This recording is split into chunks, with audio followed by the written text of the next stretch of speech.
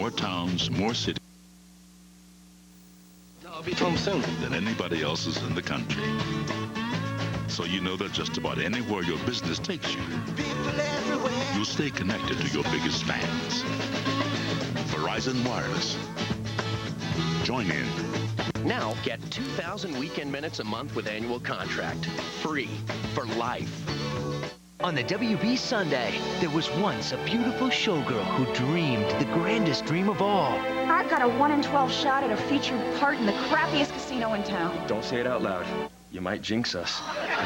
Then, it's not what married couples say, it's what they mean. Is that a waffle? Wait. Why are you with me? For Your Love, after Nikki, on the WB Sunday night.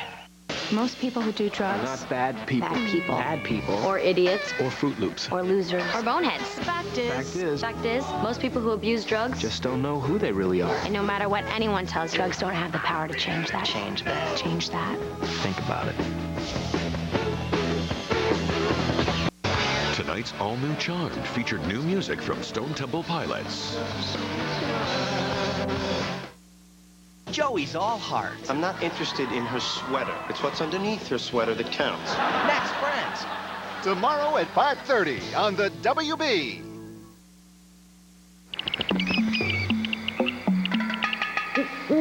Certain creatures never sleep at night. Your period, for example. You're ready to crash. It's still raring to go. So rude. At least now there's new Kotex Overnight with wings and body fit, made to curve and conform to your body, however you move. It's serious protection, so you can rest easy, hit the snooze bar, and dream of some gorgeous creature named Carlos. Kotex fits, period. When's your birthday? I never had a birthday. Feel it. Touch it. That's creepy. Whoa, you're so real. Inside, he's like all the rest. But outside, he just looks so real.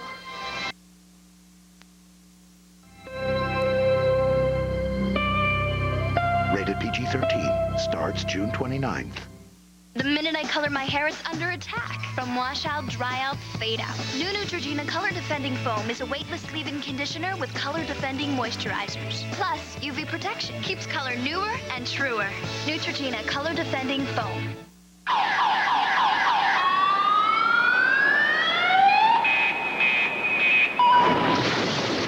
Need to crunch something? Grab a new Snickers Cruncher. Crispy rice, peanuts, and chocolate. Crunchy. Crunch this. Now at Payless, when you buy one pair of sandals or canvas shoes, you get a second pair of sandals or canvas shoes for half price. No wonder guys like these things. Payless. Doesn't it feel good?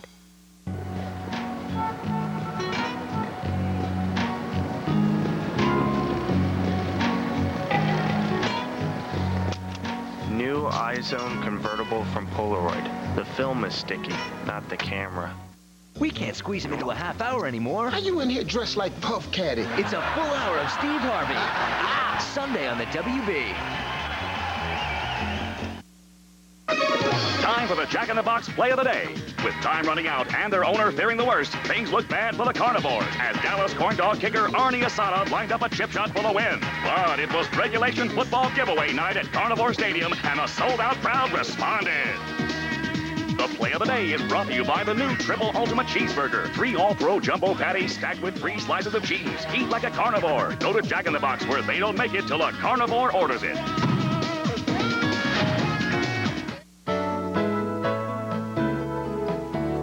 My wife and I drove to Mosley Place in Bullard, and we met with the people at Choice Homes. She showed us some plans and was just seemed genuinely concerned with what we wanted. We found that Choice had just as nice of amenities, if not more nice, and at a very affordable rate. Everything that we wanted. We didn't think we'd find everything we wanted, but we really have.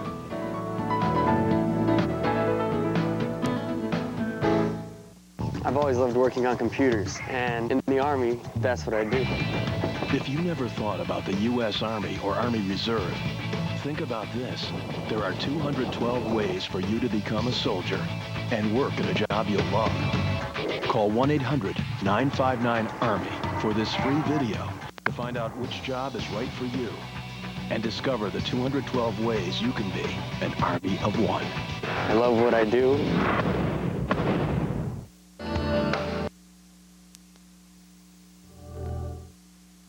On the WB's Full Hour Friday, a full hour of Sabrina is full of characters. I'm not one of your touchy-feely types. Then, 10 young women, one dream, to become pop stars. If this were to happen, it'd be the best thing. Their wait is over. Friday, each learns their fate. Oh, no. But only 5 are about to become pop stars. A full hour after a full hour of Sabrina on the WB's Full Hour Friday night. Jamie Foxx, tonight at 9 on WB11.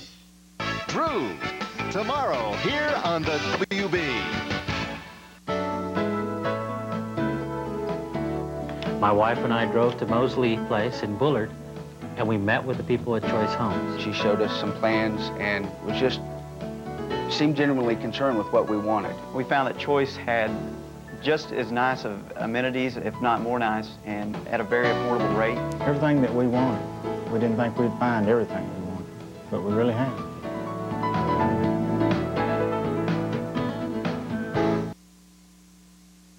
Thank you so much. Enjoy your stay.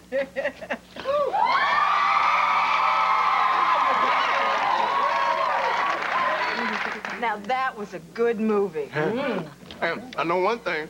I can put some more butter on this popcorn. Did you have to bring that back with you? I mean, really? Hey, man, this thing cost me 17 bones, brother. And I'm eating every kernel. Well, listen, babies. Now, did you kids enjoy the movie? Oh, yeah. That dark chocolate Wesley Snipes with all that body. Oh, he's all right. Please, Wesley looked good. You're just player hating. How you figure I'm player hating? I'm just saying, you just after this fame and after this money and everything like that. Now, what if he was just a regular guy with a regular job doing just regular old things? Then he would be you. But a little better looking. Good one, Francesca. That is funny. Well, anyway, Mr. Beijing, look, I didn't...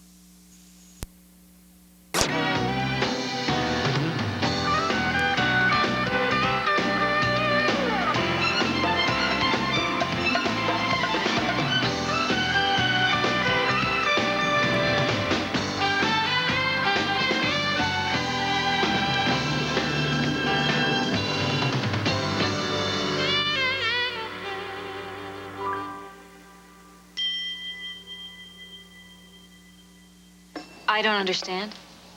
Seems perfectly clear to me. Adam's lying to us? About what? I'd like a word in private with my wife, please, if you don't mind. Again? You've already had one huddle. What's the problem? You can't get your story straight? Would you do me just a favor and take a walk for a second? Fine. We'll walk to the end of the driveway and back. Whatever you're gonna do, I suggest you do it quick. Did you hear one word of what I said when I told you what was at stake here? Adam. JR and his buddies, and his soon-to-be former buddies, broke into Haywood's hotel room and stole drugs out of his medicine bag. These are felonies. Liza, felonies. He's going to be blacklisted from every good school in the country. You know I don't want that. He made a mistake. One tablet, one pill, one, that's all. It's not going to happen again. You don't know that. Neither do you. I know that if he were my child... But he isn't. You're right. He is not my child. He is Dixie's child. Dixie is his mother, and she deserves to know the truth, that her son is taking drugs. And if you don't tell her the truth, you and I, we're finished.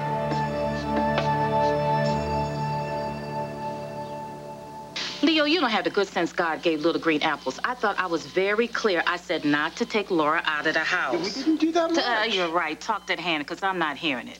Didn't do much, except land Laura back in the hospital. I'm sorry. I'm not blaming you. I'm blaming you. Tricked me into lowering my guard, then you used all those sweet words, and then you gave me a box of chocolates, and I don't even like chocolates. He didn't trick you, though. That's just the way he is. Leo makes people feel good. Well, I'm not Aretha Franklin. You ain't not Dr. Feelgood. Sweetheart. Are you all right? Yeah.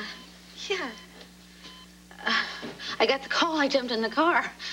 I'm okay, Mom. I just overdid it. Sweetie, why did you go out at all? Because it's a beautiful day. And I made Leo take me to the park. It was great. I just got tired. So you came to the hospital. That was obviously the right thing to do. And let me check you out. Brooke, Leo, would you mind waiting outside? We'll be outside.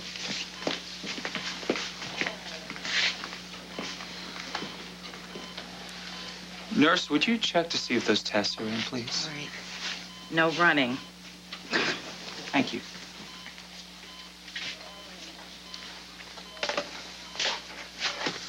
All right. Tell me what really happened.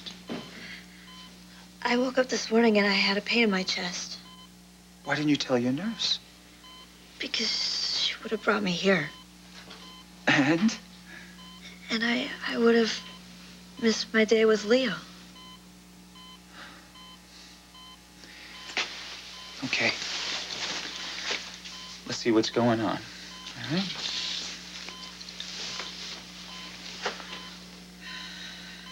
You don't have to keep up the poker face with me. I know I'm into overtime. Why don't you let me examine you first before you become fatalistic, okay? I'm not being morbid. I just know. And I'm not scared anymore.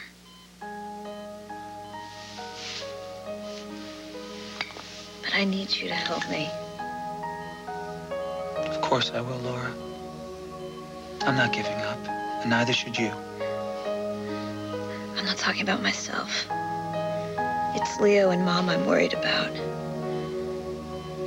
I need you to help me get them through this. Okay?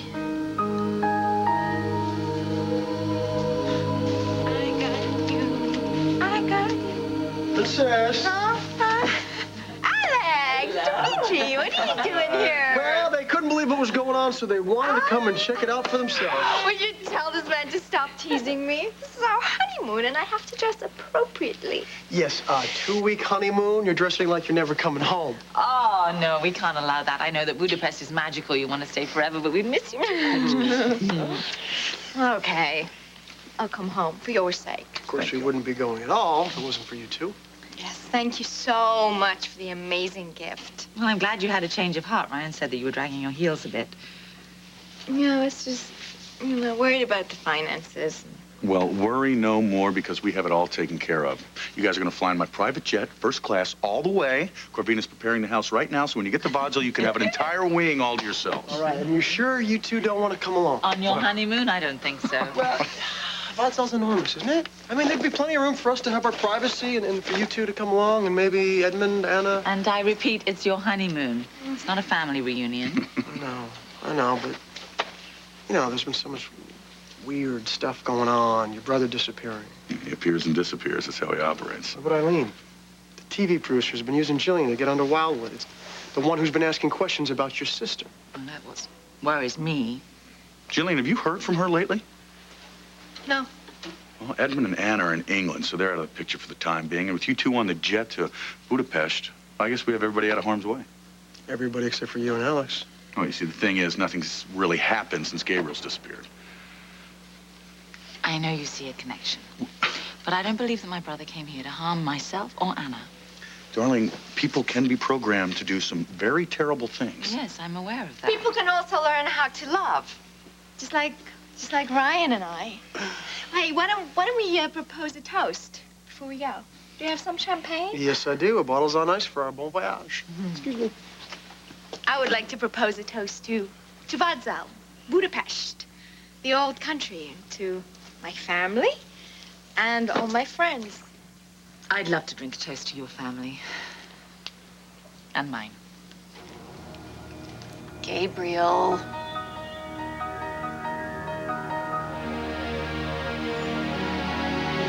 Oh, there you are, back from the land of the barely alive. You know, I don't like to use those tranquilizer guns, but you survived. I'm so glad. And you can thank me by answering one question. Where is Anna Devane? Answer. Go to hell! All right. You don't want to cooperate? Suit yourself. But you know, I can't tell your sisters apart. So I guess that means I'm gonna have to kill Anna and then Alex.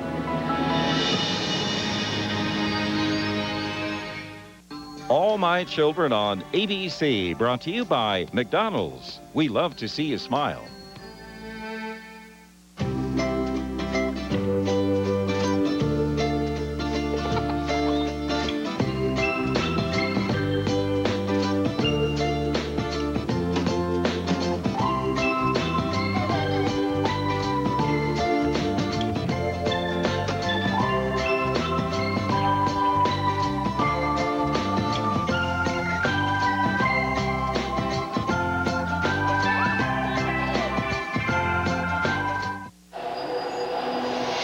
Moisture and heat don't have to be enemies.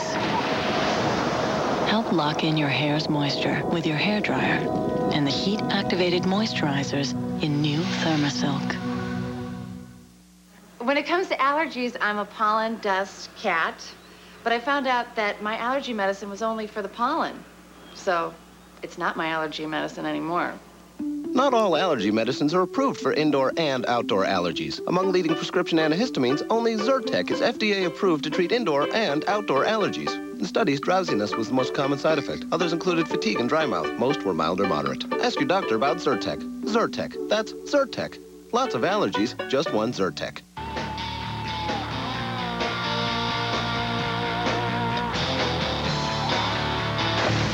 Doesn't your guy deserve a Norelco razor? This Father's Day, give him the only electric razor with built-in shaving lotion, the Norelco Advantage. Want to thank Dad for being Dad? How about fixing up his wardrobe? This Father's Day, come to Kmart for terrific deals on clothes from your favorite brands. All men's polos, Henleys, and tees are on sale. And all men's jeans, slacks, and khakis are also on sale, as well as selected shorts. And our basic edition polos and Henleys are at the lowest prices of the season. So get to Kmart now and find everything you need to make Dad proud this Father's Day. To me, perfect skin is smooth, even, and poreless. That's why there's Neutrogena Pore Refining Moisturizer. Alpha Hydroxy improves texture and clarity. Then retinol makes pores less visible. Smoother, more even skin in 2 weeks. Neutrogena Pore Refining Moisturizer. Perfect. Maalox Quick Dissolve challenges Pepsid Complete. Who neutralizes more acid? Maalox dissolves quicker. Maalox has more mouth-watering flavors. Maalox. 3 ways Maalox Quick Dissolve beats Pepsid Complete. Agree or it's free. Can your garden kick everyone else's buds? Here's your chance to prove it. Grab your camera and your green thumb and show us those blooms. Send your entry to Good Morning America's Best Garden in America. If yours is the most glorious of all, we'll share it with the world. Sponsored by Scott's for a thick green lawn.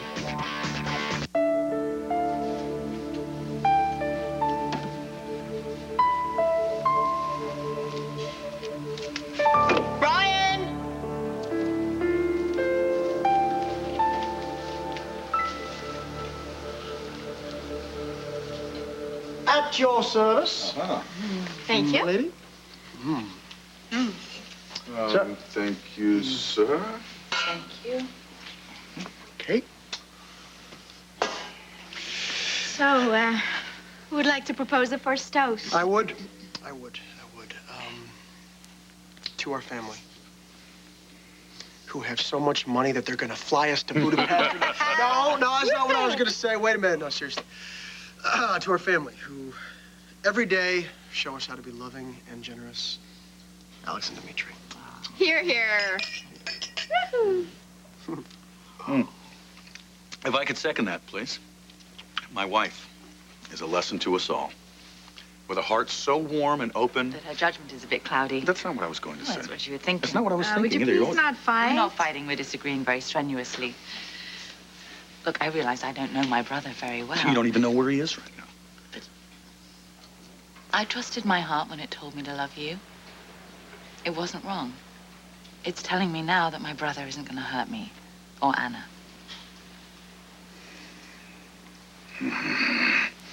How the hell am I supposed to argue with that? Exactly. My only defense is that I love you so very much, Alex, and if anything ever happened to Well, you... what hasn't happened to both you and me? We get through it. A little bit battered, maybe, but we get through it. Nothing's going to come between us.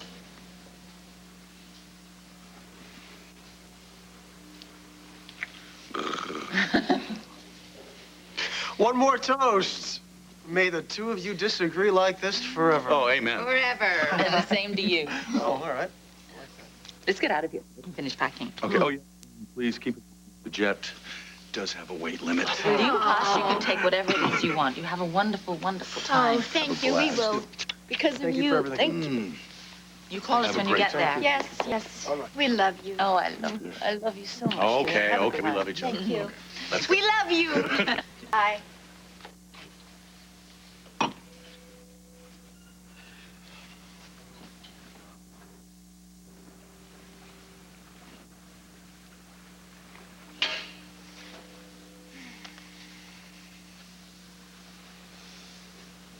Ryan? Hmm? Do you think they were right? Alex and Dimitri, you saw them kiss and make up? Yep. Maybe that was just for our benefit. No, they've been through a lot lately. Trust me, they'd be lost without each other. Just like me. I don't know what I would do without you. Well, you know, I don't like to brag, really. You don't have to worry about that. You're stuck with me. I am? How'd that happen again? I think it all started with a kiss. Like this?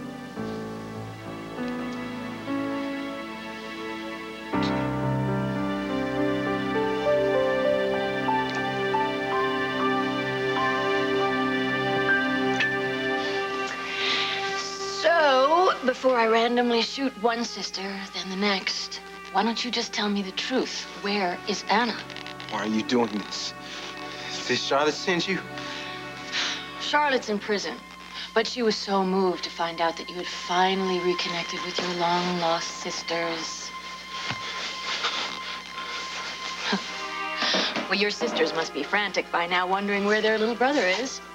So, I'm gonna write a note to Anna, from you, of course, telling her that you need to speak with her alone in the turret right away.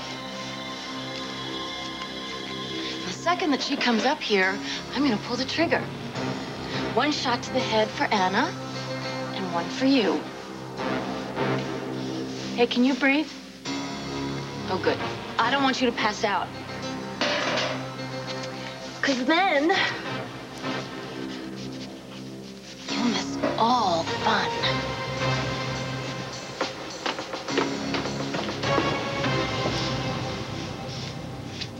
Liza, you don't mean that. You're not going to walk out on me. Liza. I'm trying to do the right thing. Then do it. Tell Dixie that her son, your son, is taking drugs. Admit that he's taking drugs. She's going to want to know where they came from. She has a right to know. The JR broke into Hayward's hotel room and stole the drugs. That's what happened. You can't make it go away. Well, I can sure as hell try. There are only three of us that know what happened. You, me, and Hayward is not going to talk about it. No, because he wants you to buy off some judge, tamper with a jury, bribe somebody, right? Yeah, whatever it takes. You gave me an ultimatum. Well, I'm going to give you one. If you tell Tad and Dixie about my deal with David Hayward, then you're going to hurt my son. You're going to hurt him for the rest of his life. I will never be able to forgive that. All right. We've admired your lawn and your nifty little garden gnome. Now we're back. You want to do the right thing and tell us the truth? I was trying to do the right thing. But you made a mistake. Yeah, I've heard that one before. Can you just tell me if it has something to do with JR? Yes, I'm afraid it does. I was lying before. Yeah, about what? The truth is, JR was using drugs last night.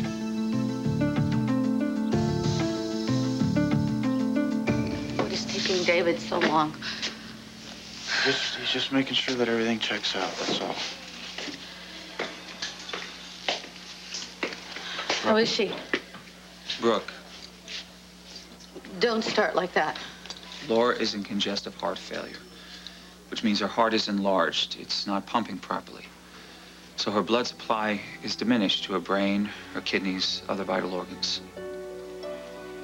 So what do you do to treat it?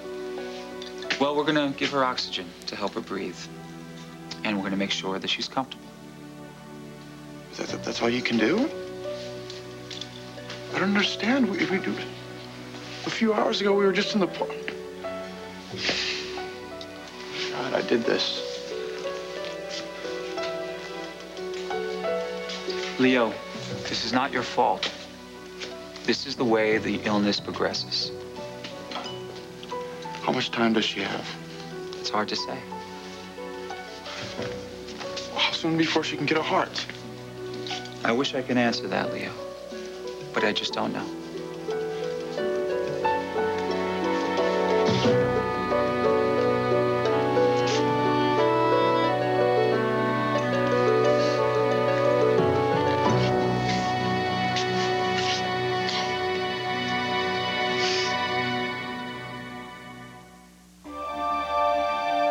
There is a rhythm to life.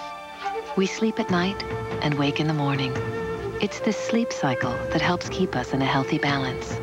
But for millions of Americans, sleep doesn't always come easy. Fortunately, there's Ambien. Ambien is a prescription sleep aid that can help you get a full night's sleep.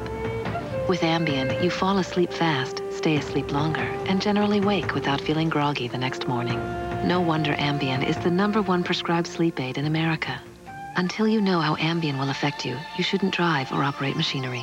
Side effects may include drowsiness, dizziness, and diarrhea. You shouldn't take it with alcohol. Patients who abuse prescription sleep aids may become dependent. Prescription sleep aids are most often taken for 7 to 10 days as needed. Your doctor will advise you about taking them longer. Take Ambien only when you can devote a full night to sleep and wake up rested and ready to start your day. Talk to your doctor about Ambien. Ambien works like a dream. Taking fiber? Now Citracel fiber comes in caplets. No more gloppy glass of Metamucil that can cause excess gas. Citracel's fiber is different. No excess gas. New Citracel caplets. Don't just have a regular day. Have a great day. Worlds of wonder can be found where colors jiggle and joy abounds. It seems the day is looking up. There's magic in each Jell-O cup. Jell-O gelatin makes some magic.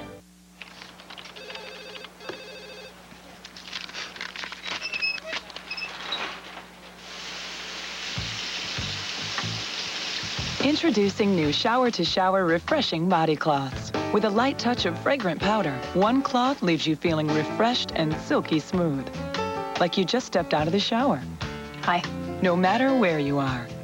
New shower-to-shower refreshing body cloths. Refresh, revive, rejuvenate. When I put on a wetsuit, it was a bad situation. I was fat. I lost 33 pounds on a Slim Fast plan. I can't tell you how good I feel. To feel young and rejuvenated. I'm ecstatic about what I've done for myself. I have a new body, a better body. Right now, I have the energy to do anything. Slim Fast has made it so easy. Anybody who's got a taste bud will find something they like. It's amazing that something so healthy tastes so good. Slim Fast does have the protein and the nutrients that I need, and I'm not hungry. I feel like a kid again. Slim Fast every day. Get healthy. Do it for yourself. New Pledge Grab-It mitts go everywhere. I never would have thought of dusting in here. This is very easy to get to the crevices. That's nice. Wherever you see dust, just wipe it away. Pinch it and slide along. A dry dusting mitt. If you just have a cloth, it's a lot harder to get into all the little areas. Held onto the dirt rather than just stirring it around. You're not supposed to use cleaners on here, so this is perfect. It grabbed it. It won't let go of it. Stick your finger in there and pull that dust right out. S.C. Johnson, a family company. It's a thumbs up, definitely.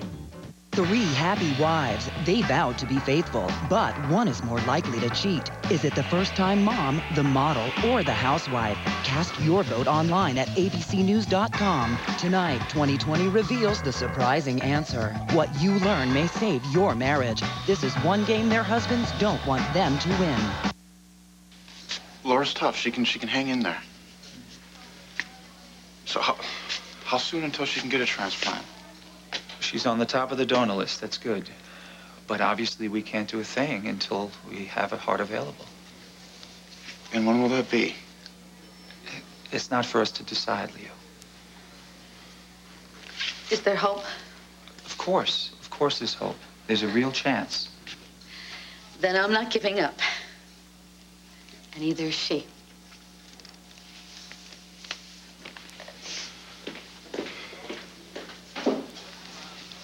So all we can do is wait, huh? I can manage that on my own. You can go. Leo, if there was one single thing that I Why can't you do something, David? Why can't you do anything? Because right now, Laura needs a miracle.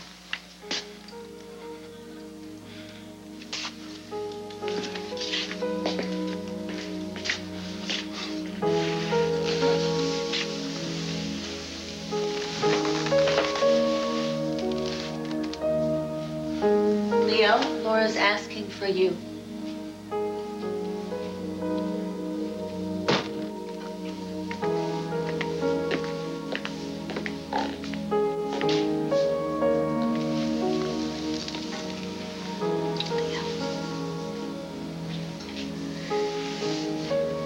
You really do love her, don't you?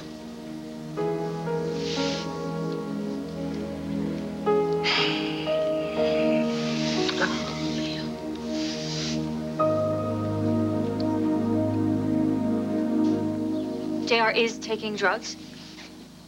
How do you know? He told me. Well, you took one prescription pain. Well, one is too many. How could you keep that from me? I'm his mother. Yes, of course. You're right, absolutely right. I should never have kept that from you. It's foolish of me not to see that. And I hope that in the future you and I can work together to help our son. That's awfully touching, Adam. Liza, you want to tell me the rest? The rest of what? Well, the story. But JR took one pill, that's it? Yes, that's it. Yes, that's the whole story. No, it isn't. You're covering something up. And I'd bet cash money whatever it is important. Now, Liza, I am asking you as your friend to tell me the truth. Or do I have to find out on my own?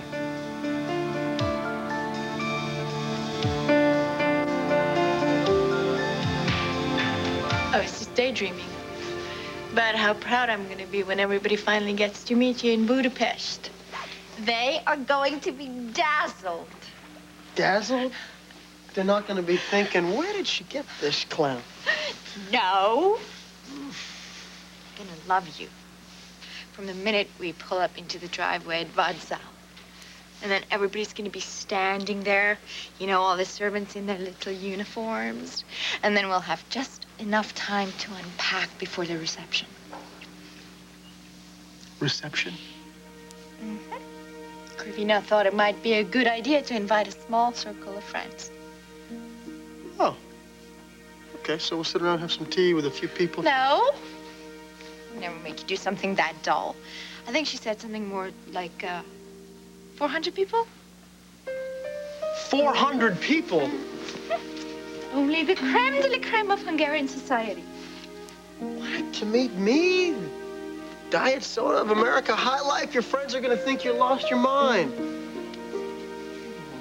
That's not what happened with Grandmama and Alexei. You know, he was the son of a farmer.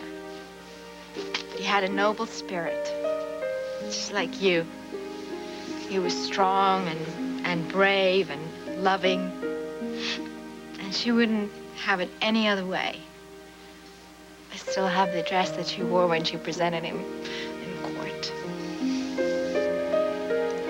Well, how was he received? They adored him. Just like they're gonna adore you. Because I make the princess happy? More than happy. Breathless.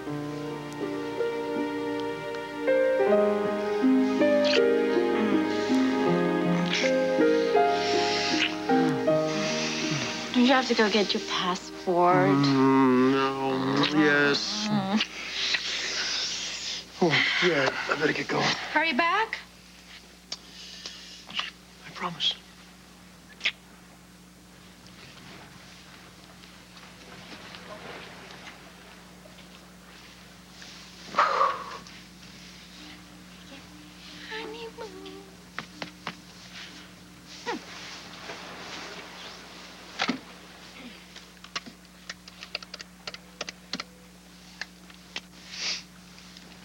Hey, Stella. Hey, it's Jillian. Can I please ask you a big favor? Could you please go up to the attic and get Grandmama's old trunk down? Yeah, there's something in it that I want to borrow. Thank you. I'll be right over. Thanks. I'll have the trunk waiting for you.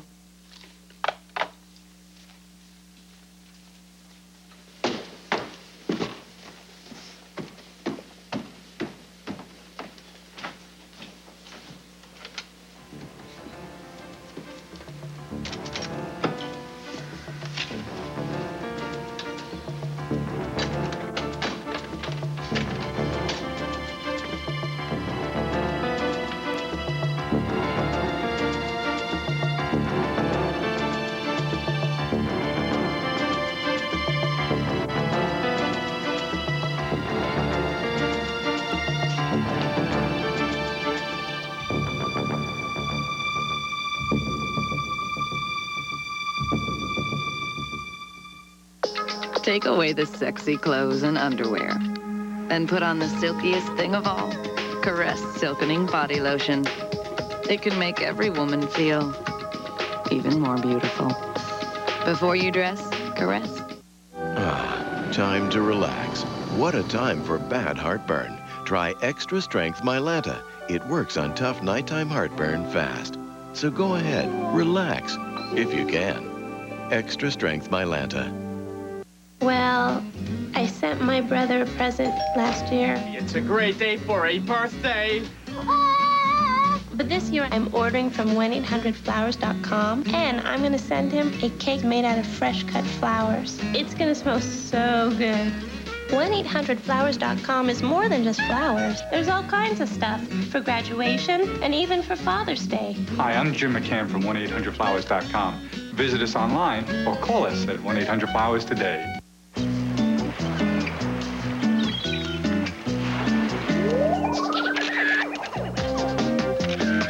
We don't spend a lot on supermodels, so you don't spend a lot on Natural Taste. Same sweetener is equal at a sweeter price. Hey, that's not the usual Jet Dry. Wow! Citrus vinegar! It's like you're feeding me sunshine. The power of vinegar. And love that citrus scent. Ooh, shiny. New Jet Dry, now with the power of vinegar. People everywhere are putting their finger on Pam, the most versatile way to cook with flavor. It's the main ingredient for any meal and is making its way around the kitchen to broil, roast, saute, and even stir-fry. Nowadays, it seems everything you cook calls for a touch of Pam. All-encompassing, all-natural. Pam really cooks. All My Children will be back in a moment here on ABC. Oh, Lucy, Ruby, Maggie, Phoebe, Jane. All the little ladies driving me insane. Got me on a leash, Mary Lou in a lane. Holding me around like a ball and chain. Dr. Pepper, you make the world taste better. Dr. Pepper, you make the world taste better. A serious car wreck will change your life forever. Many innocent people were either killed or seriously injured in these crashes when the vehicle's safety systems failed. When seat belts, airbags, or structural components fail, tragedies occur. I'm George Ottstott, and I handle catastrophic cases involving these types of failures. I believe it's wrong for automakers to place their own profits over the well-being of your family. If you or a loved one has been in a serious vehicle accident, including rollover accidents, call me and I'll get you the help you need. There's something I've been wanting to ask you. What is it? Would you make me the happiest man in the world and go with me to Golden Corral for 3 great nights of special buffets? There's Wednesday night all-you-can-eat steak and shrimp, Fajita Thursday featuring sizzling fajitas, tacos, tamales, and more, and Fisherman's Friday featuring great seafood. Is there anything else you wanted to ask me? Huh? Winn-Dixie's going all out, gonna save you more.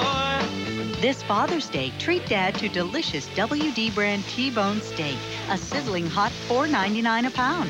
Harvest fresh russet potatoes are only $1.79. Save on Dr. Pepper and Diet Dr. Pepper, 12 packs, 2 for $5. And get a good deal on Hamburger Helper, just 99 cents.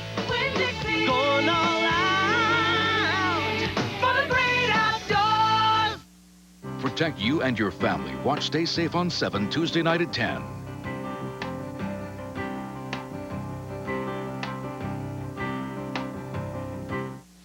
Dad, would you like me to swear on a Bible? Truth, whole truth, nothing but?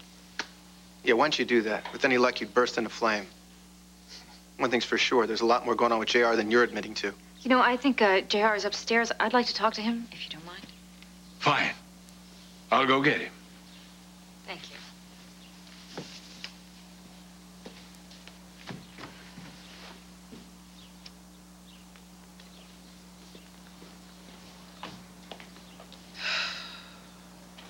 I kind of can't believe this is real. Seems like drugs are everywhere. Doesn't mean you have to take them. What if you're in pain and you want to be numb? Did I do this to him? I don't think you should take all this on yourself. But I promised him that he would always come first. I broke that promise, didn't I? For your information, I know what you did. Maybe because I told you. Oh, but you left out all the juicy parts. Like how you broke into Hayward's hotel room and stole the drugs. How'd you know about that? Don't worry about that. Just admit to swallowing 1 pill and don't tell anyone, where you got it.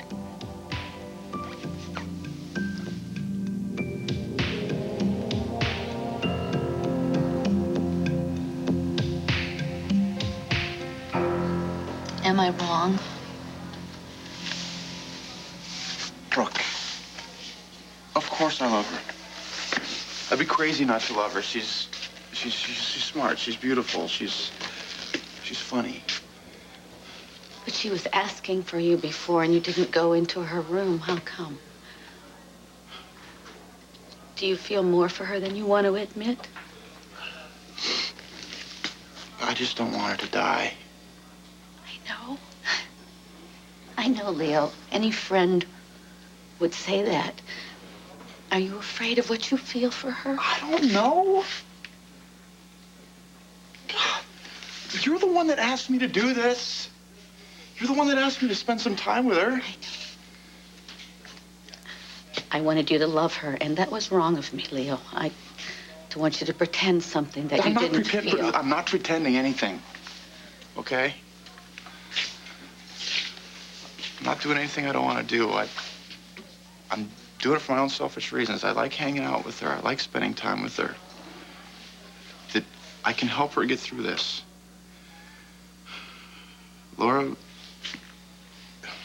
she makes me feel like my life is worth living. You do the same for her. So is that love? Don't you know? No, I don't know. Okay, let's just say yes. Let's say, yeah, I do love her. So what happens next? Leo, she's hung on because of you. I mean, do you see her giving up? It seems like a million years ago. It was just today. We were in the park, and she's telling me about all the things that she wanted. Things that were impossible to have. A man who loves her, would marry her, somebody who could give her a beautiful wedding, a big house with kids. Leo, you know, it all seems more possible to her because of you. Well, that's what she said. If only we hadn't run out of time. You haven't run out of time, all right? You haven't, and she can't feel that way. She has to go on hoping, Leo, and she will do that if you don't walk away.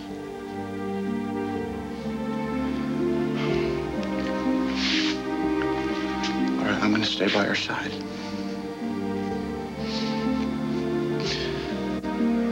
Whatever it takes, I'll do it, I promise. Okay? Whatever it takes to keep her living. Yes. Oh, Stella, you found the trunk. Thank you so much. You said there was something in it you wanted to borrow?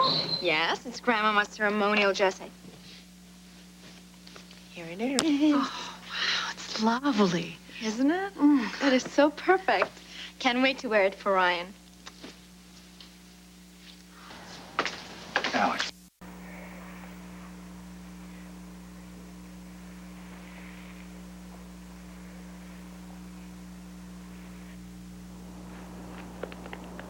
Come on, let's try the roof.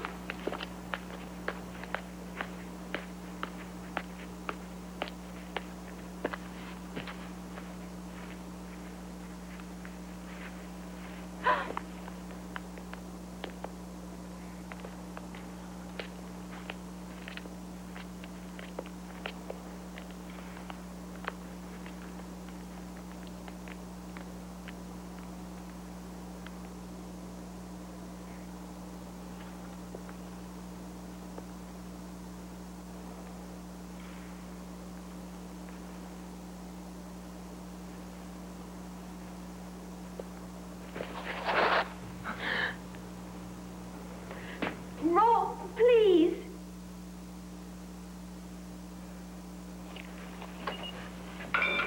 No, wait.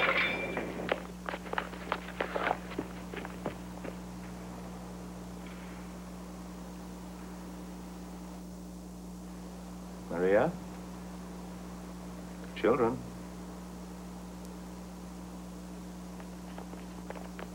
It's you we want, not them. Put that down. Not another move, or I'll shoot. You're only a boy. You don't really belong to them. Stay where you are. Come away with us. Before it's too late. Not another step. I'll kill you. You give that to me, Rolf. Did you hear me? I'll kill you. Rolf?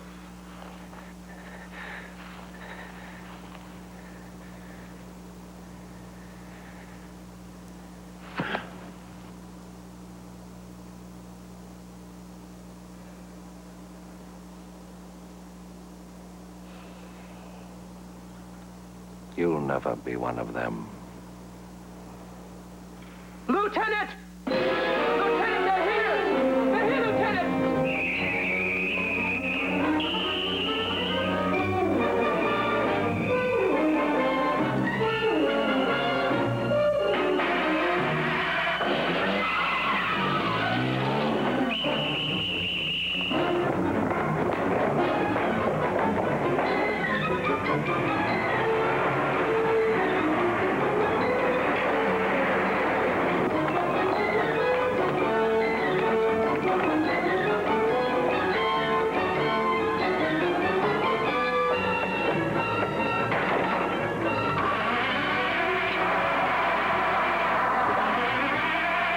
Reverend Mother, I have sinned. I too, Reverend Mother. What is this sin, my children?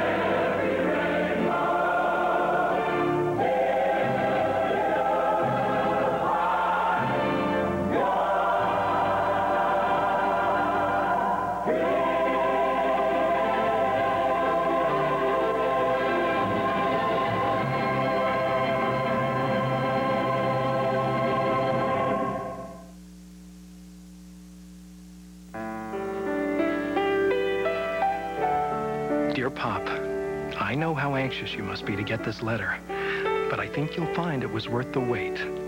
As you can see, he's got your eyes, your smile, even your stubborn chin.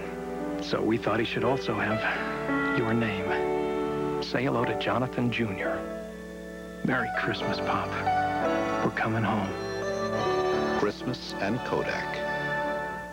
If I were to describe the taste of Dutch chocolate mint, I'd say it's like mint chocolate chip ice cream melting in a coffee cup. Dutch chocolate mint, new from General Foods International Coffees. It's like a candy cane dipped in Bosco. Yeah.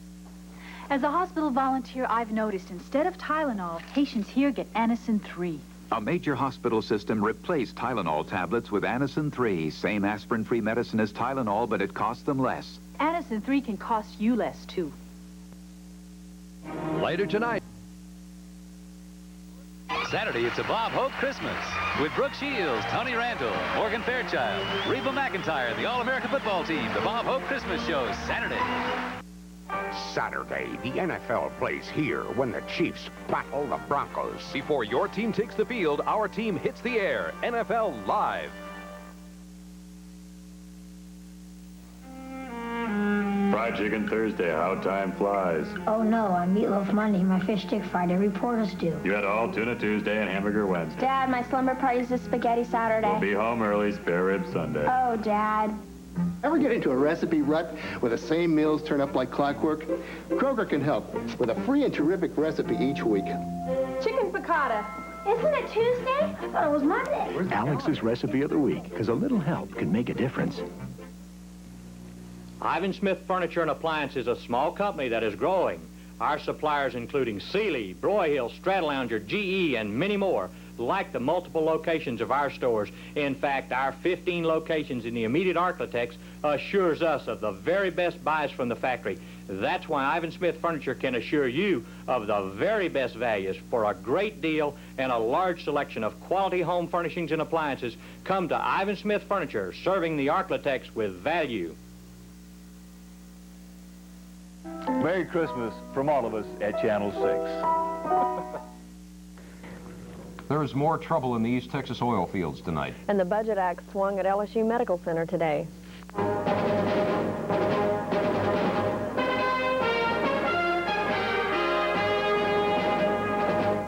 Good evening, and thanks for joining us on this Friday night. Higher education budget cuts have hit LSU Medical Center where it hurts. The center will have to reduce its patient care and teaching programs this year. News Center's Ginger Morgan tells us what the cuts will mean to you and me. At a terse news conference today, School of Medicine Dean Dr. Darrell Williams told reporters and administrators what it will take to cut $2.4 million from LSUMC's budget. On the bright side, the hospital's 3,200 employees will keep their jobs. On the downside, a 26-bed unit will be shut down, bringing the total number of available beds to 444, considerably less than the 650 the center is licensed for.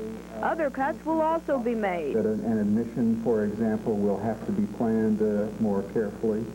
That increasing amounts of care will undoubtedly be delivered in an outpatient setting.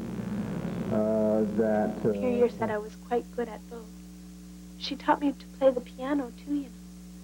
Unfortunately, Grandmama won't let me touch it. Could we read it together?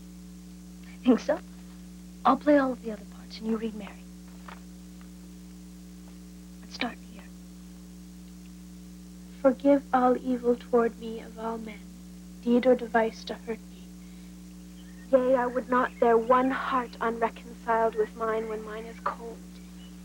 I will not take death's hand with any soil of hate, wrath, or wrong about me, but being friends with this past world, pass it in the general peace of love. That was wonderful. Thank you for bringing me here, Miss Shirley. This will be our secret place, which you cannot reveal to anyone. Grandmama never lets me out alone. She thinks I'm liable to be kidnapped by gypsies. I don't know why she'd care if I was kidnapped. All she worries about is her aching back and her sore feet. Old people cling to the way they were brought up themselves. Secretly, she hates me. She always calls me the child, as though I may be the dog or the cat. If I make a spark of noise, she nearly passes out. She's an old tyrant, and someday I'm going to run away forever and become a real actress.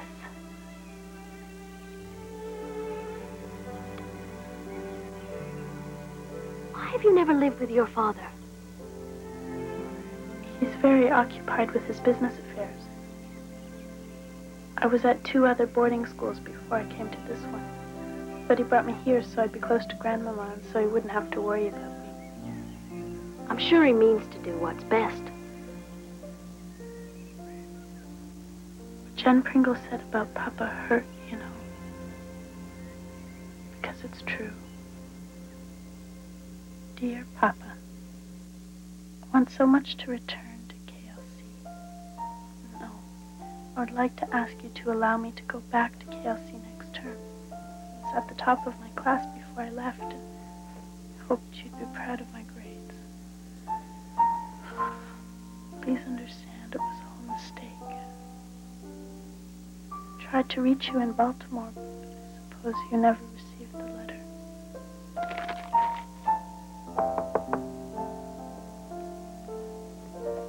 Miss Shirley is here for your tutorial, miss. Thank you.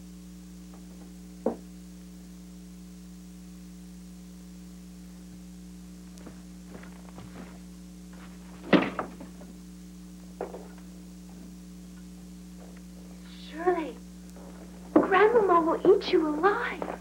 We'd have our studies in this room. I simply cannot tolerate the gloominess any longer. I have a wonderful surprise for you. Miss Stacy has lent me a Royal Conservatory program, and you can begin today. I can't. Grandmama has forbidden me to... Fiddlesticks. High time someone reminded your grandmama what a piano sounds like. It shouldn't be me. You can start with these elementary exercises as a refresher course. You will be on your own, though. But it is a step in the right direction. I'll get your textbooks. Play.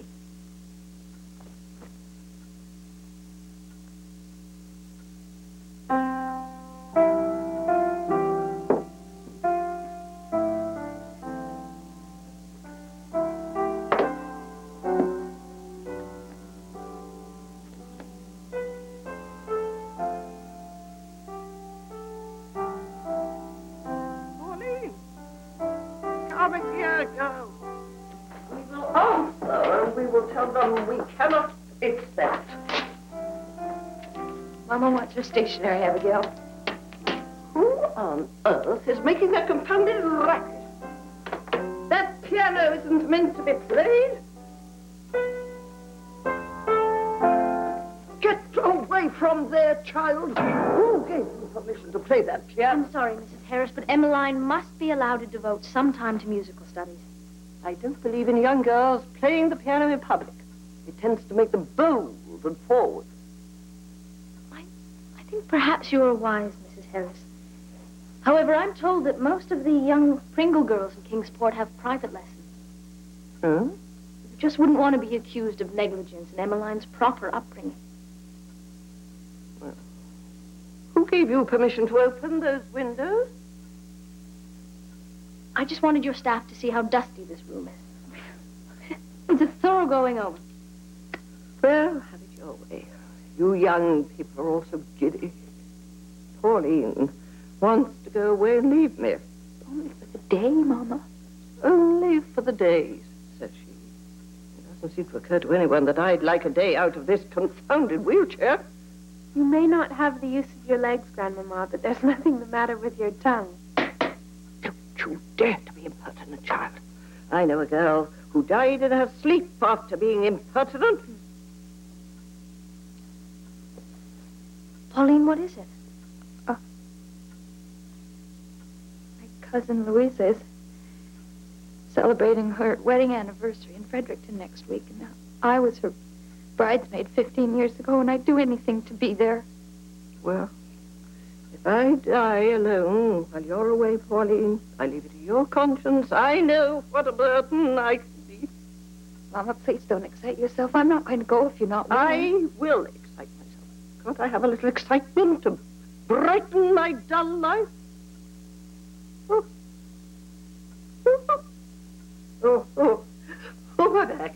My back hurts. Close that confounded window, girl. I can feel the draft. Pauline, get my Afghan and a cushion for my feet. Oh. Well, you know how people will talk, Mrs. Harris, if Pauline doesn't go to the anniversary. What? Oh, I'm sure in your long lifetime you've learned what idle tongues can say. Well, there's no need to throw my age up in my face, girl. Well, this town is full of tattling toadies, and don't I know it? Well, I'm not stopping her. I left it to her own conscience. No one would ever believe that excuse. Miss Shirley and I can even stay with you, Grandmama. Why, Pauline could probably be there and back in a day. There's something behind all this, isn't there? Why are you so set on her going? Because she's a good, kind daughter who needs a day off now and then. Never mind your wheedling ways. Have a peppermint. Oh. Oh, my head. Oh, I've got such a pain in my head, and I'm so tired I can't argue anymore. I suppose that means I'm going to have a stroke. Oh.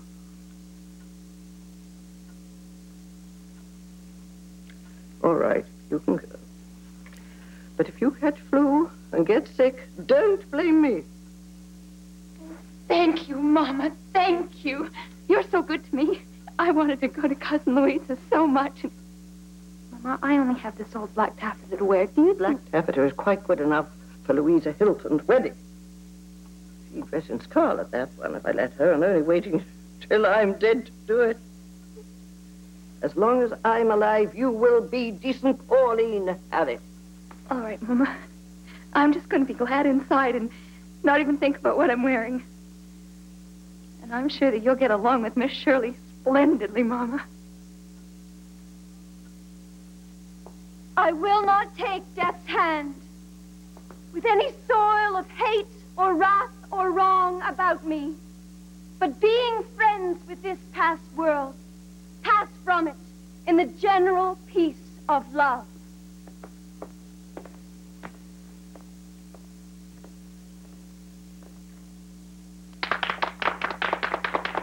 Oh, you've all done remarkably well and deserve multitudes of praise.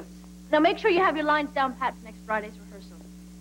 And before you go, I have one announcement to make. Mrs. Captain Josiah Harris and her granddaughter Emmeline would be pleased to invite you ladies to a fall picnic tomorrow morning. Now, if you care to attend, we'll be meeting at Maplehurst at 10 a.m. Oh, please, bring a small gift for Mrs. Harris out of politeness for her generosity in hosting this event. You can go home now, girls.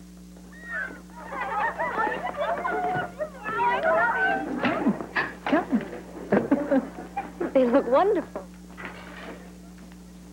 Quite a reaction from those old diaries, Anne. Goes to show you how my old students always pull through. Don't speak too loudly yet. Just received a letter from Gilbert Blythe. Seems he's finally in medical school. I know. Well, how's he doing? Well, you know, Gilbert's so modest, but reading between the lines, I'd say he's top of his class. He wanted to know how you're doing as well. Well, you may tell him I'm keeping out of mischief.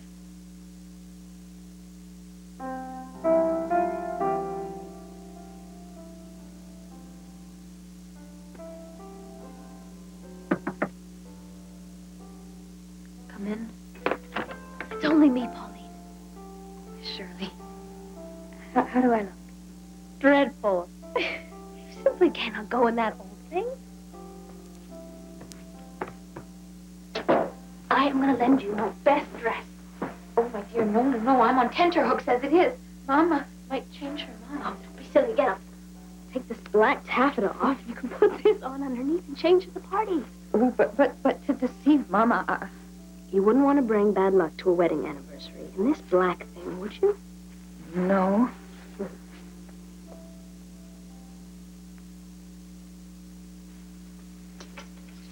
Oh, now just a whiff. Oh, no. Mama won't approve this. Oh. Apple blossom. Oh, how this reminds me of Adelaide Pringle when she... Who? Morgan's wife. Mother of the child. She was my first cousin on Mama's side.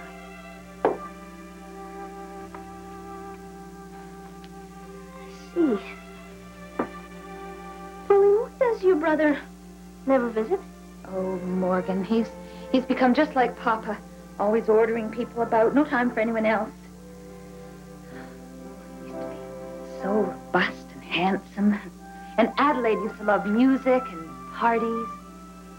What happened? Well, it's not Christian to speak of the dead. Well, how did she die then? Ran off shortly after the child was born and died of consumption. Pringles all blamed Morgan, including Mama. But it wasn't Morgan's fault. Now Mama won't have anything about that reminds her of what happened to Adelaide. That's wrong, Pauline. What makes the people in this town hold such grudges against one another? Oh, the Pringles have always bickered a great deal amongst themselves. We're very polite to each other in public. I have never seen such ridiculous behavior. It's absolutely Byzantine. Well, in any case, Pauline Harris, you are going to have the day off of your life.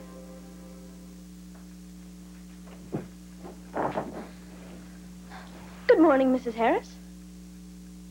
Walking as if we owned the world, are we? So I do. Come along, Pauline.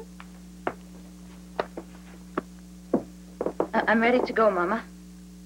Too much color, girl. You look painted. Oh, no, it's just, I'm flushed. But you don't smell respectable, drenched in scent. Just the teeniest little bit of I said drenched, and I meant drenched. Turn around. Is that a rip under that sleeve? No. Oh. Remember your manners. And don't forget to cross your ankles decently when you sit down. And don't sit in a draft either. And don't slide down the banisters. Mama. Well, you did at Nancy Pringle's wedding. Mama, that was 25 years ago. What do you think I am? Come on, girl, don't stand there jabbering. Do you want to miss your train? No, Mama. And if I'm not here when you come back, remember, lay me out in my wedding dress and mind my hair is crimped. I don't know how you'll manage her, Miss Shirley. She's such a baby.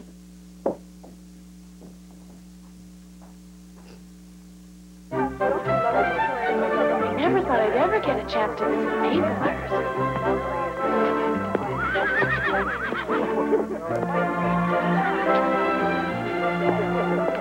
Hattie Pringle, get away from there. That's Mrs. Harris's carriage.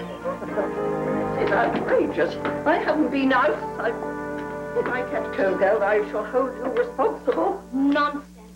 I want you to enjoy the sunshine and all the beautiful autumn colors.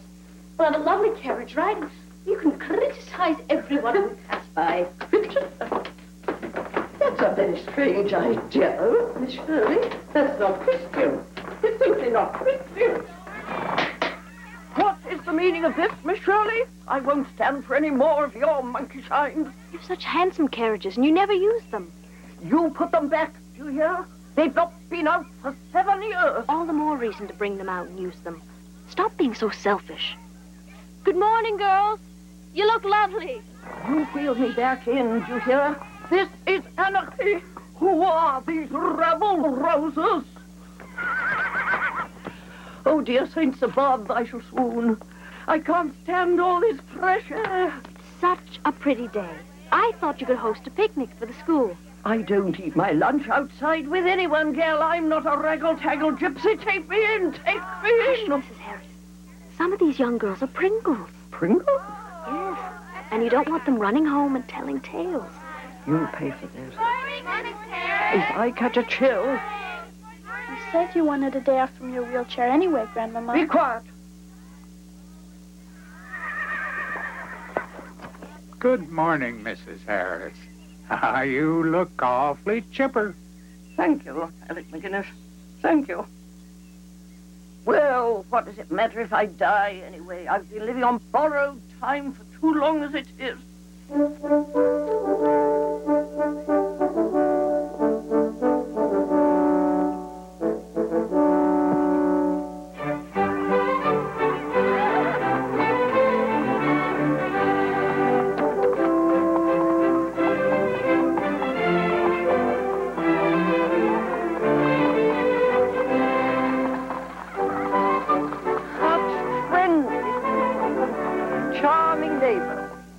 No, I don't approve of you criticizing people, my dear.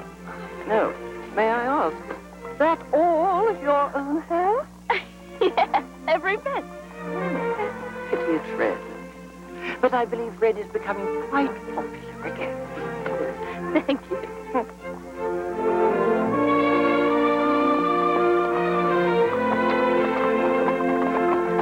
You girls are late. What happened, then? Was your maid sick again?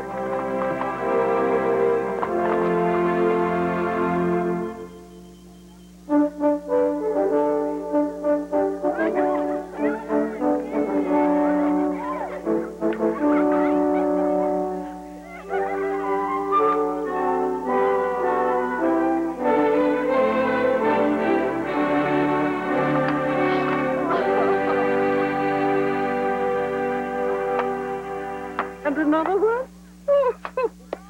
How delightful. Now, thank you, my dear.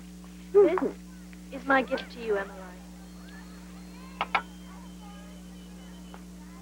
Oh, Miss Shirley. However did you pay for this? It's some lucky savings put aside. Oh, thank you a million times over. Someday I'll make it up to you.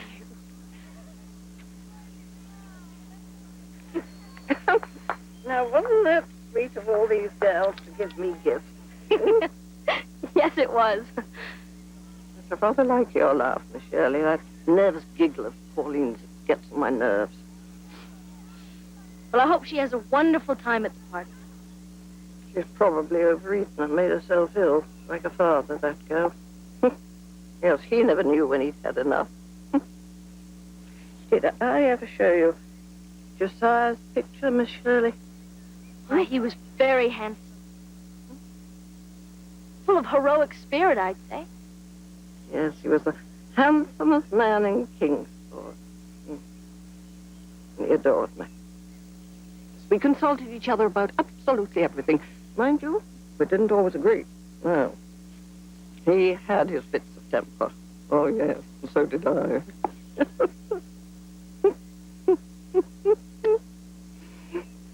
You know what he did when I bought a day cat? He didn't like? Can't imagine. He ate it. He gave a terrible stomach pain. Yes, serve him right. He was so hurt that I neglected to consult him.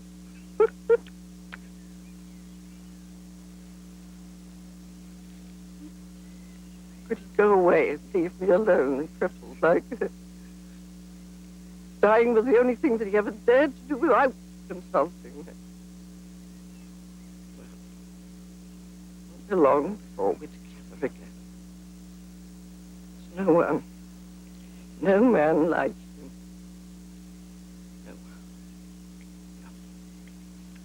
This is a degenerate age, Miss Shirley. What about your son? Morgan. Well, he managed his money successfully, if that's any merit. His father spoiled him. No, he should never have married his cousin. It was a blessing that poor Adelaide Pringle died. Dear soul. Morgan got what he deserved, I suppose. It's a very inhuman attitude for a mother, Mrs. Harris. Yes, well, we're not exactly famous for compassion, Miss Shirley, especially among ourselves. No. Anyway, they're all waiting for me to die so they can get their hands on the money. Perhaps you ought to realize that Emmeline only wants to be cared for. Well, if you have any compassion left in your soul, you might spend it on her. Children should be seen and not heard.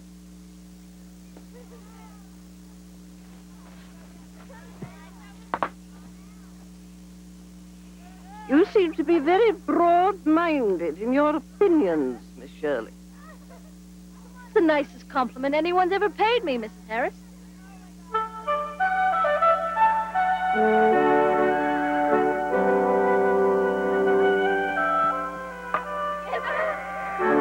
Pardon me, young man. I was wondering if you would allow my girls and me the pleasure of a hayride to town in your wagon. will be so exciting for them, and I promise you they won't be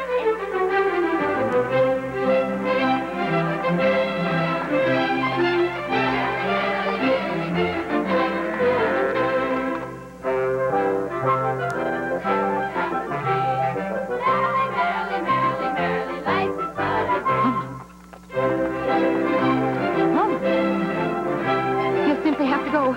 Goodbye.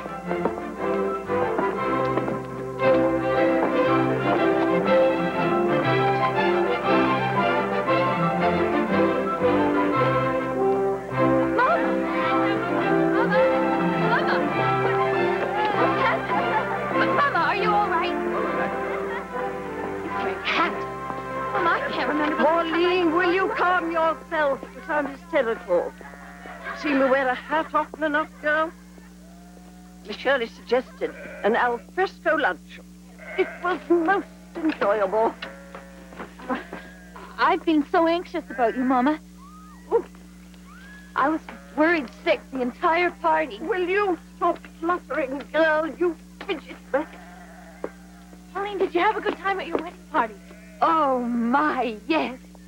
Oh, Louise sent you her bouquet, Mama. The flowers were wonderful.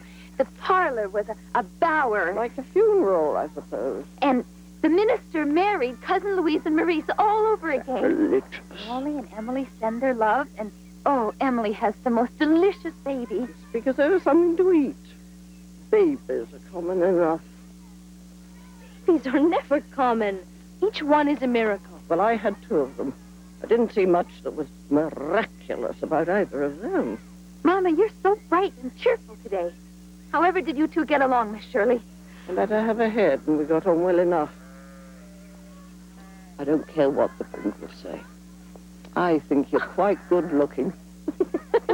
Thank you. Oh, good grief. Well, little Bo Peep has lost their sheep and doesn't know where to find them. Good day, mister. After this, I shall be surprised if nothing. Leave them alone and they'll come home, bringing their tails behind them.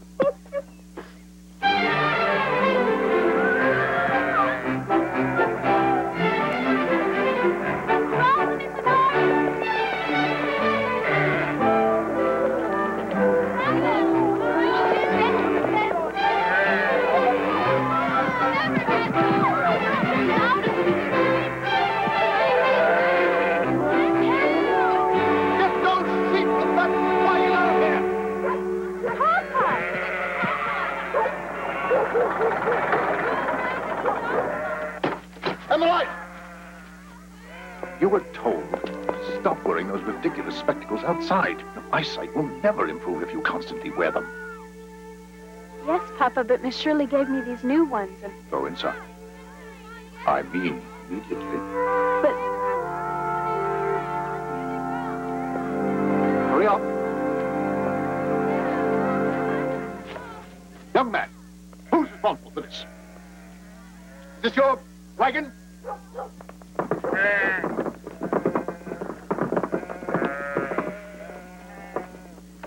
Oh, thank you. We had a marvelous time. Miss Shirley, may I have a word? You run along this car. I'll catch up. Yes, sir. It seems that each time we meet, catastrophe lies in my way. Well, then perhaps you ought to get out of the way. I get annoyed when people treat my instructions lightly, Miss Shirley. I gave explicit orders that my daughter was to have no further association with Kingsport Ladies College.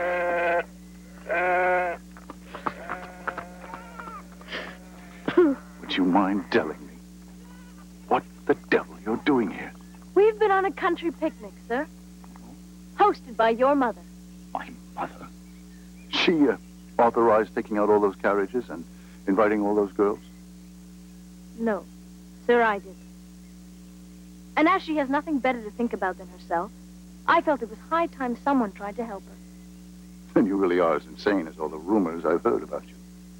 What have you heard? You wouldn't want to know. Yes, I would. The Pringles have labeled you the madcap English professor. Someone said You'd written the most ridiculous story they'd ever read, published by something or other reliable baking powder company, and that you were the silliest red-headed mouse of a schoolmistress they'd ever known. Thanks to you, I was very nearly fired. There's a logical explanation behind everything. You people really are the most narrow-minded, self-centered, quarrelsome group I have ever encountered. Poisoned the entire clan. You can't stand to see anyone succeed other than yourselves. Oh, I'm sure you're all gloating over who will fly the victory banner at the end of this year. Well, you have not got the better of me yet. Whoa, whoa. Come back here, miss. You're upset by what the Pringles think of you. I don't care to discuss it, if you don't mind. I'm sorry. You're afraid the Pringle rumors might reinforce my conclusions about you. Your conclusion? Don't flatter yourself. You might be interested in listening to what I actually had to say in your defense. You ought to look around and see if there's anyone you like to listen to better than yourself.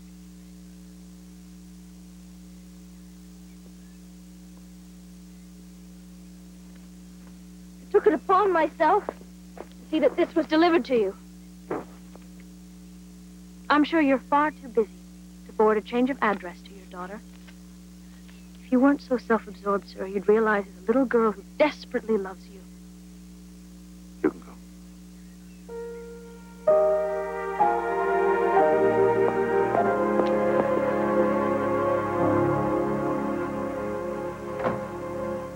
Morgan! Oh, Miss Shirley, wait! Morgan! Oh. I'll be right back. Miss Shirley!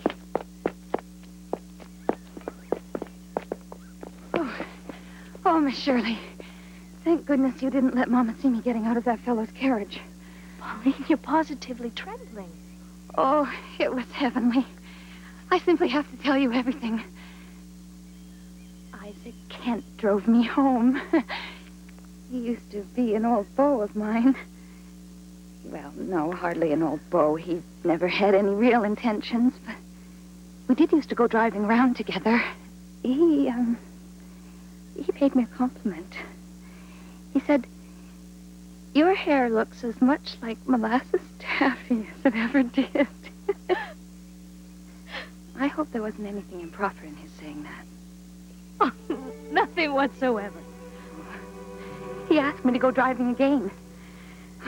Heaven knows what Mama's going to say, but I don't even care. Louisa and I walked all around the old house. Remembered all the summers we spent together as girls.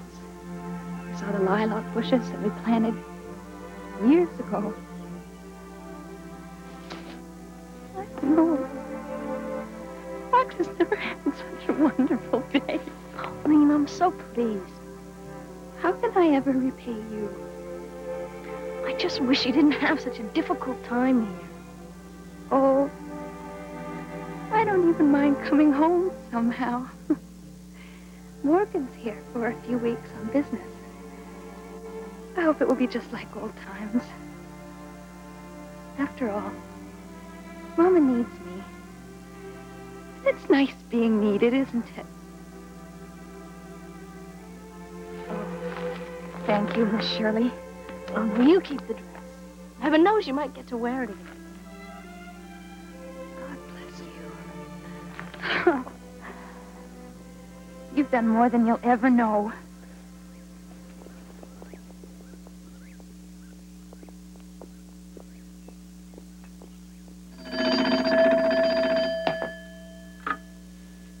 Kingsport Ladies College, Miss Brooks speaking. Why, good afternoon, Miss Pringle. Sore throat. Tonsillitis. Good heavens, I hope it isn't serious. It's not contagious, is it? Oh, I see. No, but... No, we understand completely. One must not interfere with the doctor's orders. I agree with you, Mrs. Pringle. I appreciate your giving us sufficient notice. Thank you. Goodbye.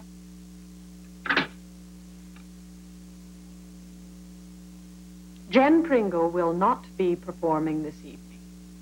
You can't be serious. Not after all this effort. We shall simply have to return the tickets and put it off. Until when? We can't afford to rebook the hall. And what about the band? I still have to pay for them. Well, Muriel Stacy, I told you it was foolish to get up a play at this time of year. Don't blame me. Jen Pringle is in no more danger of tonsillitis than I am. This is a deliberate device to ruin the play and get rid of me. That's an awfully sour attitude. What do you intend to do? Read it yourself? That would ruin it. Mary, is the entire play. We are not postponing anything. I'll be back in an hour. Carry on as we planned until you hear from me.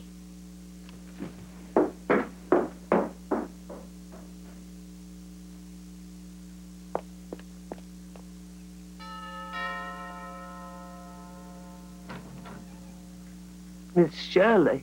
I would like to speak to Captain Harris, please. I'm sorry. He's busy in his study. And I regret to say he won't be disturbed. I'm sorry, Annabelle. But this is a matter that goes beyond regret.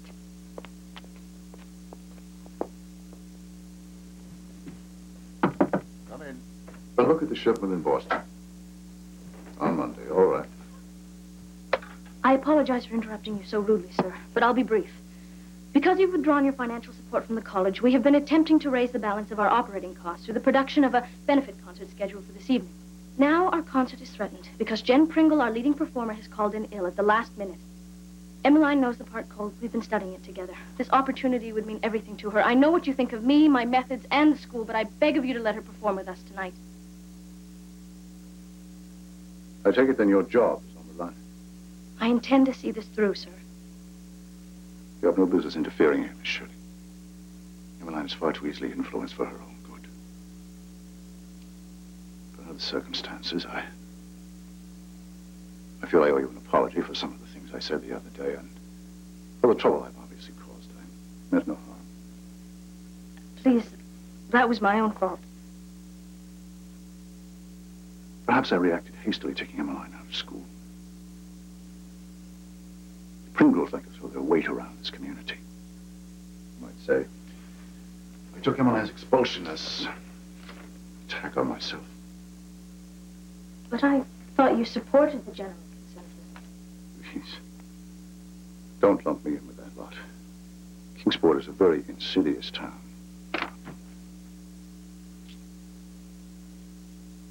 I am grateful to you for your insights, Miss Shirley. Emmeline may go. Emmeline may go? Emmeline may go. Thank you, sir. I'm just dizzy with gratitude.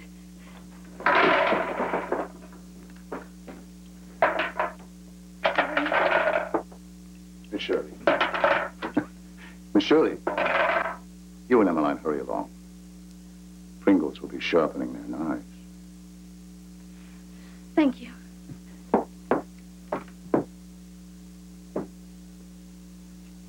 Forgive all evil toward me of all men, deed or device to hurt me. Yea, I would not bear one heart unreconciled with mine when mine is cold. I will not take death's hand with any soil of hate or wrath or wrong about me, but being friends with this past world, pass from it in the general peace of love.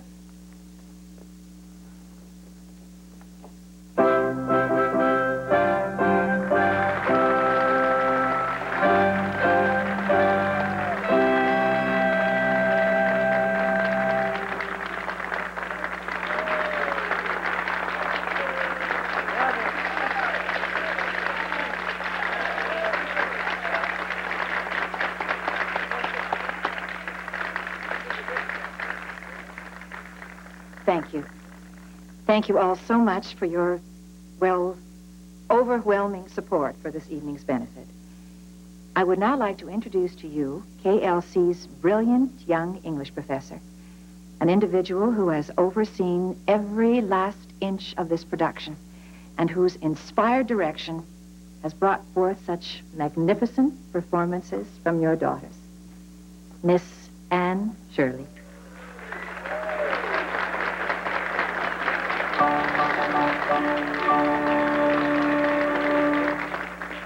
Thank you. Miss Shirley, on behalf of the Kings County Board of Education it gives me very great pleasure to present you with this check, the proceeds of this evening's exciting event, made out to the Kingsport Ladies College in the amount of $2,500.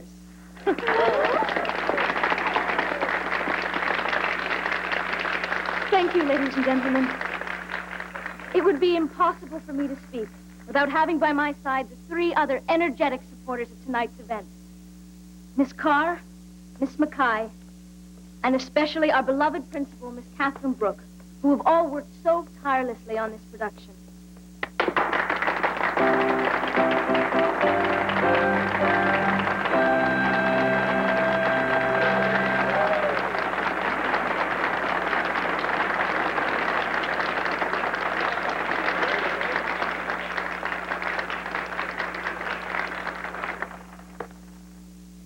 It was with great trepidation that I began my year here at Kingsport Ladies College. And I owe an enormous debt of gratitude to my fellow teachers and to the parents of my students who all tried to make me feel so at home during my first few weeks in Kingsport. I have grown to love and respect all of our girls at KLC and have found many kindred spirits among them. If we have opened your hearts this evening and entertained you even a little, we have succeeded. Thank you all for your very fine support.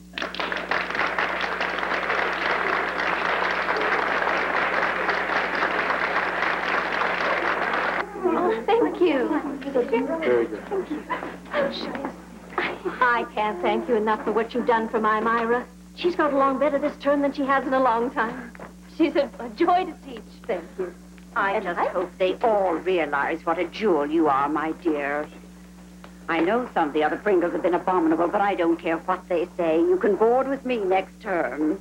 Thank you for the invitation. I had a teacher just like you when I was a girl. You brought back so many memories. My dear. Thank you for your fine support. Papa, what do you think? Emmeline, you were an angel. Stole away everyone's heart, including mine. Come back to Earth now for a while. It all feels like a dream. Well, I'm glad you enjoyed it. Emmeline! Oh, you were wonderful. Thank you. Looks like you have single-handedly routed the entire Pringle clan. Well, let's just say that the winds of persecution have blown over. Thank you, sir. This has meant a great deal to me. I'll never forget it as long as I live. Oh, nor will I. Good night, Emmeline. Miss Shirley, I'd like you to go on tutoring my daughter, so she'll be caught up when she returns to college.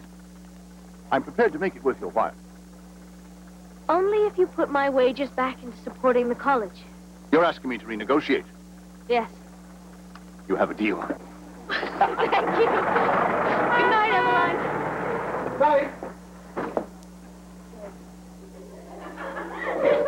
I suppose Brooke generously left the light on for us. She must be in a good mood. Settle down. I'll be along shortly to tuck you girls in.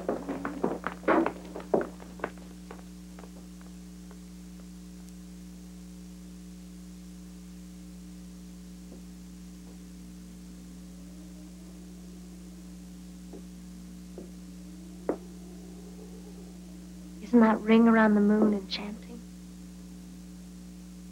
I've seen a good many moons in my time.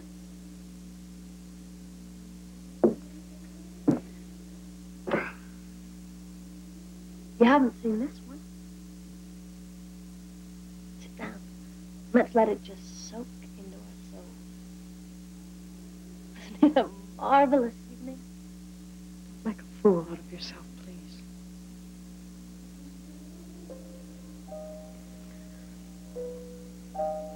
It was thought in ancient times that when a man and a woman sat under such a moon, they would be bonded together in love for eternity.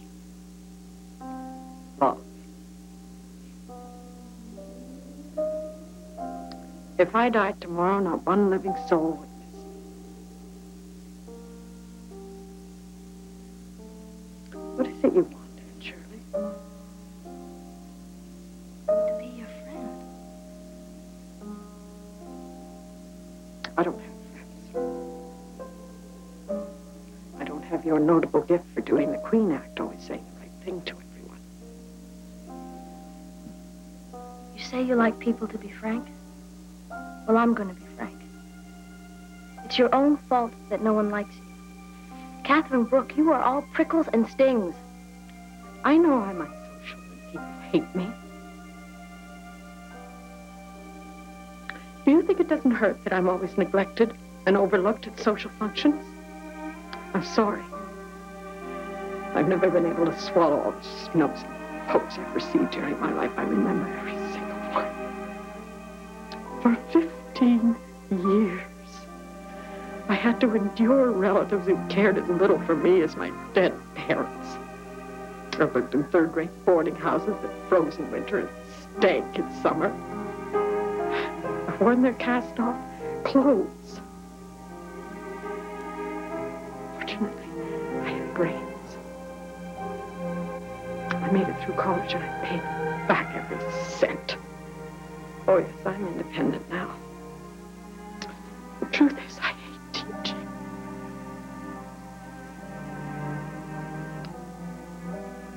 But there is nothing else that I can do.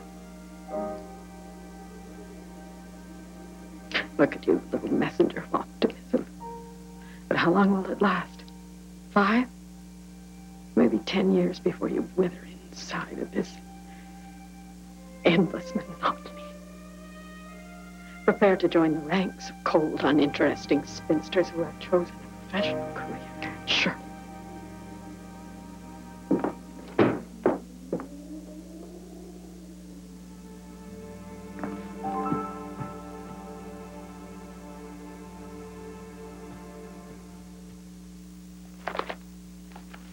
And in particular, the performance of Emmeline Harris, who was so convincing in the role of the young queen. The audience was so unexpectedly moved. It is our opinion that this proficient group of young actresses must establish a permanent dramatic society. The King's Court Examiner eagerly awaits their next production. And on that note of praise, I hope you all perform as triumphantly in your term exam next Friday. Class dismissed. Emmeline.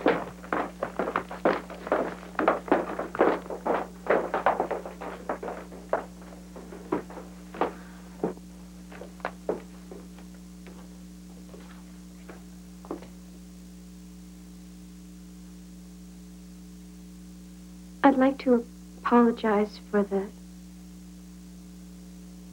inconvenience I caused you, Miss Shirley. We're all glad to see that your health has improved so quickly. Yes. I think the doctor was overly concerned.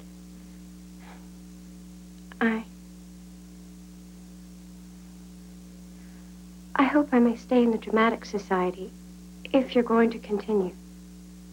Well, we couldn't do without you. Thank you, Miss Shirley. Oh, my mother wants to know if you'd like to help on the annual hospital bazaar, if you have the time. Your mother, I'd be flattered.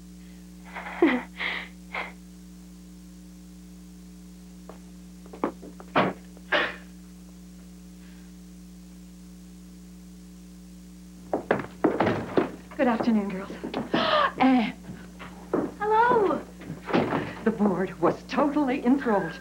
Better than that, they were absolutely floored when they received Captain Harris's check. They want to renew your contract for 5 years. 5 years? I'm not sure I could last that long. Well, I think that you ought to write a book about it. Oh, Miss Brooke, isn't it wonderful? Authors are such kittle-cattle, I wouldn't trust your description of any of us. Here, these came for you. Thank you.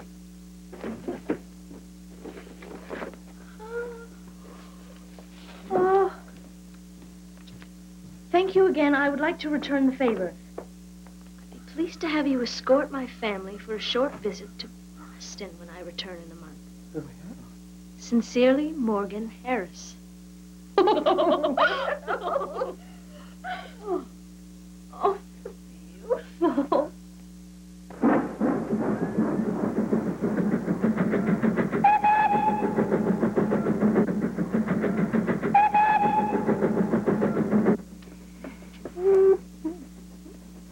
Pauline, Harris, you don't know if you're coming or going, girl. Move that hat box. Not up there, girl. You'll brain me. It's not safe up there either. Put it back, girl. Put it back.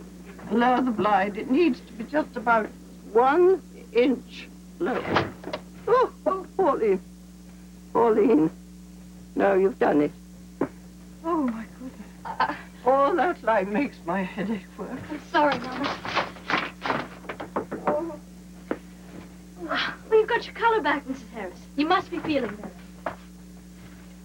I am completely worn out with all the worry and the motion sickness. My stomach is dropping out of me. Why I ever listened to you and came on this trip in the first place. Now, we're almost there. Perhaps you'd like some lunch, Pauline. We are not hungry. Can I make a decent cup of tea on this contraption? I'd rather drink mud than the tea that some people make. Yes, Mrs. Harris. I'll see what I can procure. And see that they wash the cup out properly. I don't mean to be a trouble to anyone, but from the way I'm feeling, I don't think I shall be here much longer, and then perhaps you'll all appreciate me.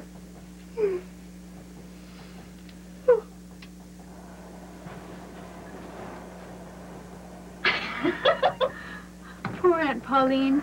Oh, well, Grandmama will sleep for days once we get there. I can hardly wait to see Papa's new house. I've only ever heard of how wonderful it is.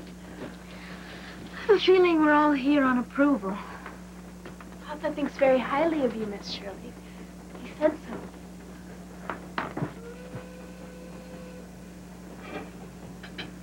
Hello. How is Mother? She allowed us to order her a cup of tea. However, she is throwing out complaints at the speed of this train. If we like your new house in Boston, Papa, can Miss Shirley and I stay with you? I don't know if Boston's large enough for 2 sophisticated ladies. Going from Avonlea to Kingsport was an adventure, Captain. I assure you this will be an epoch in my life.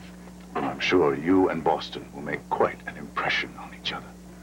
If I can remember not to look as backward as I feel.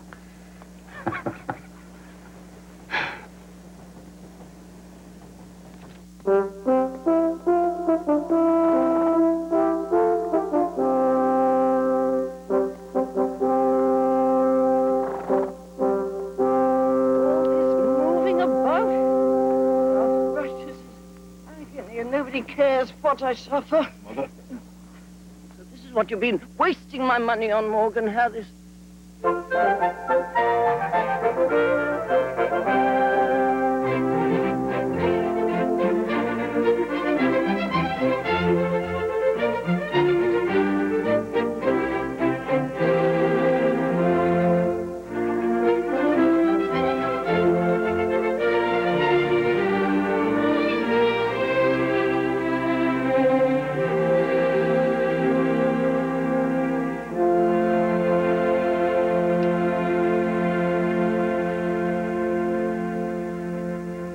And I didn't invite you all the way to Boston to carry on like this. It isn't fair, Morgan. It simply isn't fair. The child has got to come back and live with you. I can't afford the expenses, and I simply can't stand the trouble. And Pauline has got quite enough to do. Oh, I don't mind, Mama. Please don't contradict me. Don't be so demanding. She's back in school. Besides, I thought you enjoyed having her with you. I am 79 years of age, my boy. And I can't be bothered with the child. You've got this enormous house. It all comes out of your father's estate, doesn't it? Huh? I've every right to be demanding. Why didn't you get married again? I haven't the temperament for it. I suppose no one would take you. Mind your own business, Mother. Of course, I realize my opinions don't matter any longer. I might just as well be dead. Then you can have the rest of the money. Please don't say that, Mama. I will say it. You're 2 ungrateful children. How many times have I sat up at night nursing you? When you were little, sometimes I thought you'd never live to see the dawn. A mother's sacrifices are soon forgotten. Mama, please come to bed. It's just the strain of Saints being an above, Pauline, will you keep out of this? Now listen to me, Morgan. I am not going to bed until you give me a decisive answer. Face up to your responsibilities and behave like a man. Right.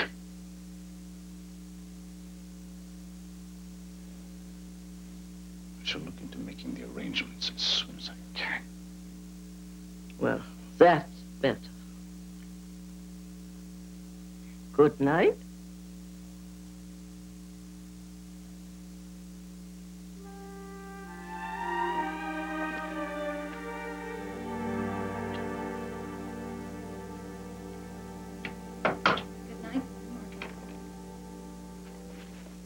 You can't rely on that boy staying the same mind for 2 minutes together.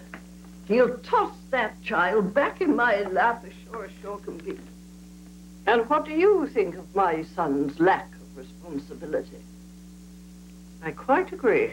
Good night, Miss Shirley.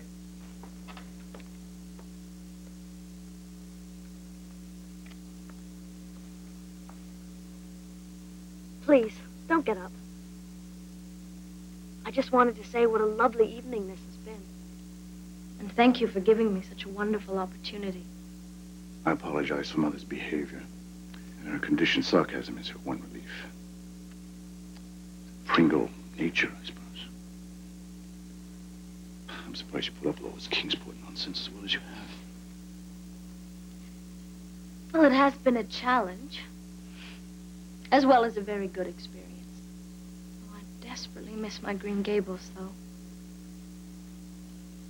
Watching the home lights flicker across the pond at night. Marilla waiting for me on the veranda. Probably sounds very foolish to you. Can't escape your wholesome island upbringing. Must feel very empty, living in this vast house all alone. Well, it's an investment, really. I'm away so frequently. What is it that keeps you away from Kingsport?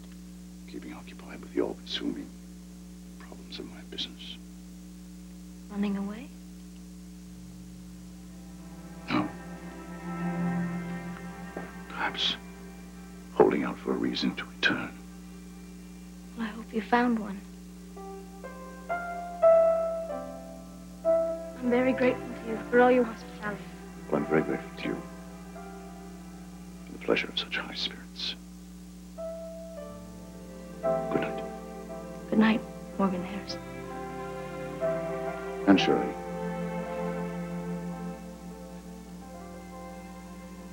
I hope we shall see you often when I return to Kingsport.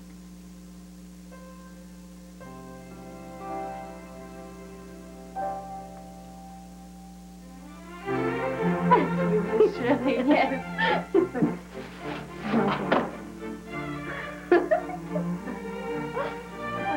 Do you think this makes me look older, Papa? Oh, yes, Emily. We can't make up our minds which of these hats looks more sophisticated. Neither can I. We'll take all of them. Papa! Can you manage that? Here she is, great lady of the West Indies. She's magnificent. What does mistral mean, Papa? It means a rough, cold wind. Oh, no, Captain. It should be christened after a delicious perfumed wind. Like a zephyr. Then I shall name the next one the Zephyr, in your honor.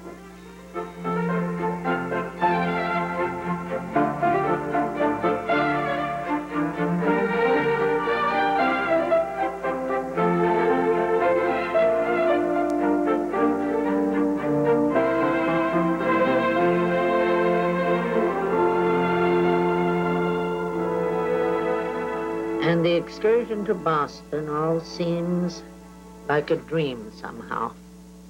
Emmeline, who has had such a forsaken life up to now, has blossomed. And I feel Captain Harris now recognizes the treasure he didn't know he possessed. I am a little weary of living out of a trunk, though, and I long to feel the summer loveliness of home. I miss you both so very much, with all my heart. She's plain worn out, if you ask me, Marilla. I'm not surprised. The way girls roam the earth now is something terrible. It reminds me of Satan in the book of Job, going to and fro and walking up and down. I don't think the Lord ever intended it. What is to be will be, Rachel. What isn't to be sometimes happens. Riches are all very well, Marilla. But if Anne prefers the handsome unknown to Avonlea, well, there's nothing more to be said. It's in the hands of Providence.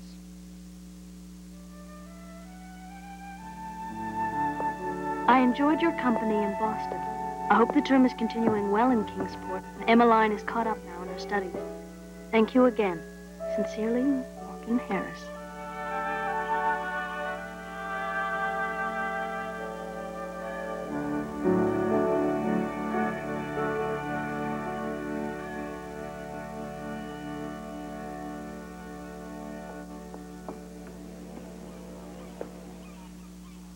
Anne Shirley? What in the heck are you doing here? Gil? You're the very last person I'd ever expect to meet out here on a day like this.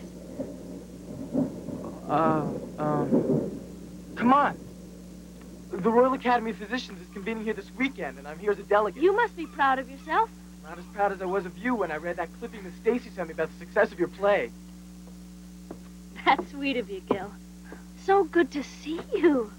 I was actually hoping we'd run into each other. I wasn't sure whether you'd be happy to see me or not, so See? I can't begin to express my happiness. Let me look at you. Oh, yes. Do I look like a young medical student now? Not a bit. You can't fool me. You are still the same incorrigible Gil. Tell me all the Avonlea news. Have you been back? No, I've been spending most of my time with the Stewarts in Halifax. Dr. Stewart's a very prominent surgeon. It's he who arranged for me to attend as his delegate. You see, Christine and I are engaged. It's set for next summer. I'm so happy for you, Gil. I guess that's why I wanted to see you so much. Apologize for being such a fool last summer. No, I think I understand now what you meant. I meant what I said, too. I will never forget you. You turned out as I always imagined you would. Doesn't it seem like yesterday we were off to Queens and vying for those scholarships? Suppose you've kept up your writing. Not really. I've been busy and, well, publishers aren't interested in those kinds of stories. Well, I wouldn't give up altogether. You know, I always thought you should write a book about Avonlea. Change the name, of course, or Rachel Lynn would think she was the heroine. Avonlea's the dearest place in the world. I don't think it's an interesting enough setting for a story. I intend to take Christine back to the island with me and set up my practice there. Dr. Stewart has a lot of pull in Halifax and would like us to live there, but I don't want any handouts. Besides, any other place just wouldn't seem like home to me. No, of course. The Board of Governors at the college just offered me a 5-year contract. Well, that's wonderful. You certainly won your way into the hearts of this affluent old town. You won't be lonely. I'll survive. Well, I had to go. Train leaves at 5:30.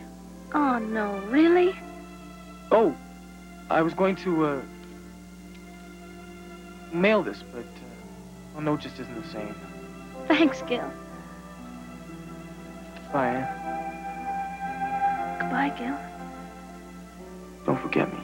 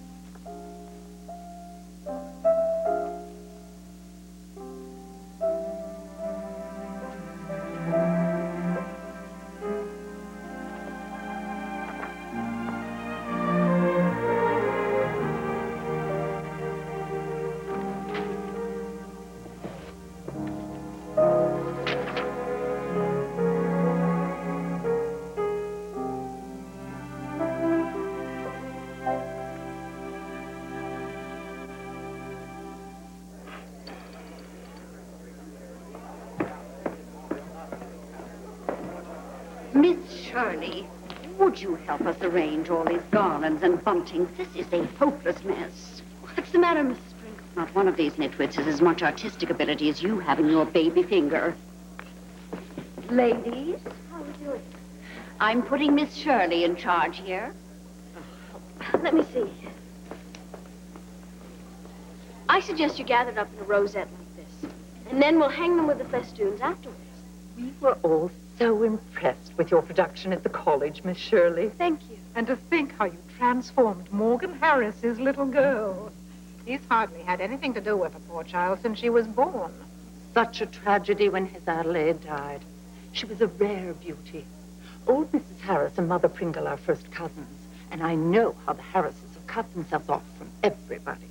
It was Morgan's fault, though. She ran away and left him. Terrible reputation with the ladies. They say Adelaide really died of a broken heart. I'm sure he's felt so guilty all these years that he can't stand the sight of the child. More than likely, it's the old lady he can't stand. Well, I know for a fact that he has been seeing Elvira Evans, Standard Oil fortune from Boston. She has been staying for the last 2 weeks at Maplehurst, or so my sister-in-law tells me. You've gotten to know Cousin Morgan, haven't you, Miss Shirley? Yes, we've met on several outings. He's very charming.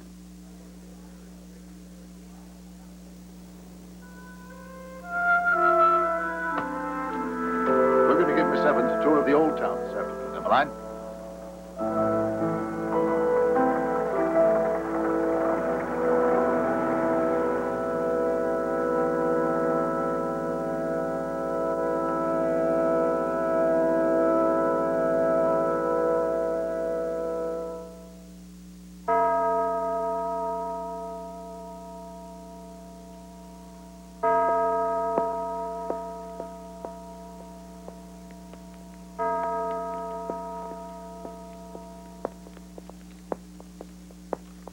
Dear Miss Shirley, please accept our congratulations on your book entitled Avonlea Vignettes.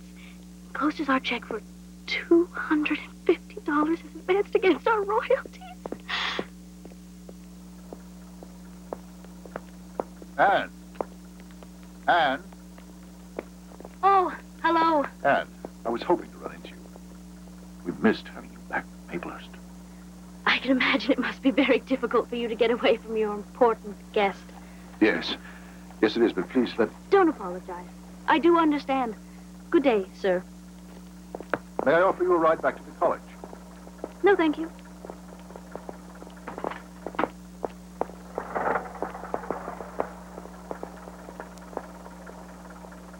What's nagging you, Miss Shirley? You're behaving rather like a spinsterly old schoolmarm, don't you think? Perhaps that's because I am one. I say that with admiration, that is a compliment. I'm a great proponent of independent thinking. Moreover, I've always held that early marriage is a sure indication of second-rate goods that had to be sold in a hurry. Wouldn't you agree? Well, you can be sure I am of the first-rate kind, Morgan Harris. And I certainly have far greater ambition than marriage. Oh, if that's what you're insinuating is nagging me. I'm about to have a short work of fiction published. I'm afraid it has me completely preoccupied. Well, then, let me offer my congratulations. Good day. Anne, I am sorry. I ought not to have made such a backhanded invitation. I've been meaning to ask Mother to invite you back to Maplehurst. How gracious of you. But my schedule is so jam-packed, I'm sure I won't be able to squeeze it in. I take it you'll attend the hospital benefit tomorrow evening. Yes, I'm working as a volunteer. I shall look forward to seeing you there. Would you do me the honor, Miss Shirley, of reserving me a waltz on your card? Of course. I'd be pleased to, Morgan Harris. Thank you.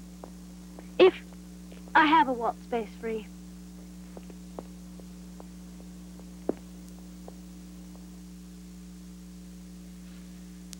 Well, what do you think? You look like a Gibson magazine cover. Perhaps some romantic artist will fall for you. asked to paint her picture. Oh, Miss Shirley, I'm going to wear my hair just like that when I turn 18. You darlings. Imitation is the sincerest form of flattery. Would you run along and see if my cab is here? Thank you.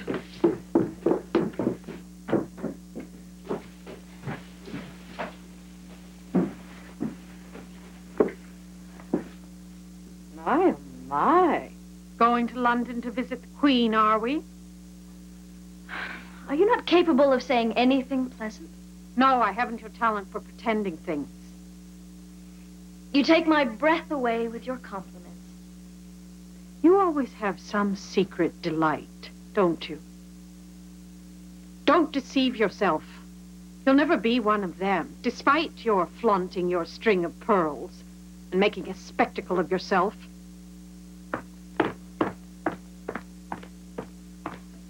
Morgan Harris is a man of status and achievement. And you, my dear, are nothing better than a teacher. I don't know what you mean. But I honestly feel sorry for you, Catherine. You shut out every spark of happiness around you. I will not be poisoned by your bitterness.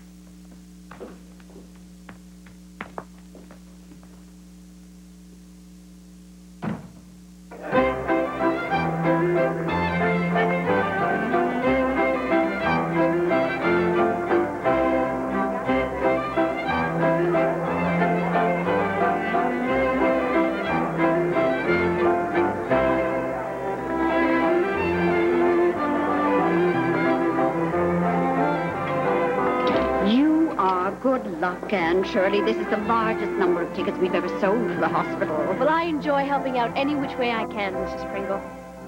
Don't get stuck behind that table all night. Be sure to get a dance. I will.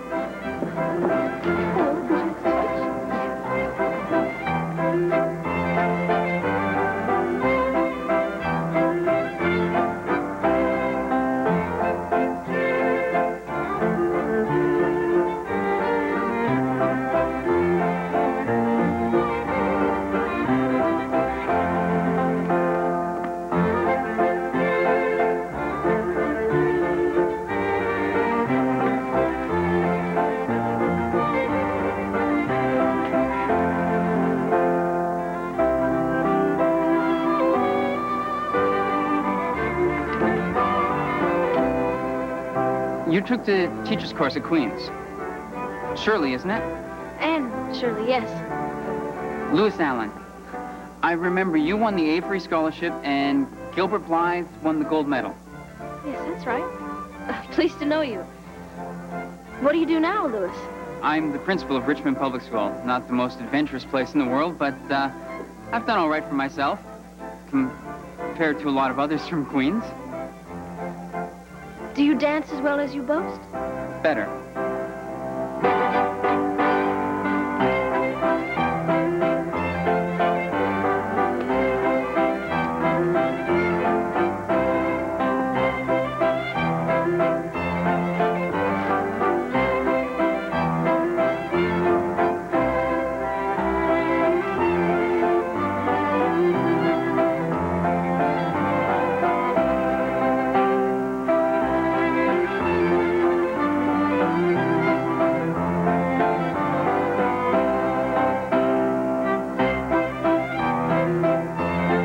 Morgan Harris certainly upstaged the Pringles with that Evans woman.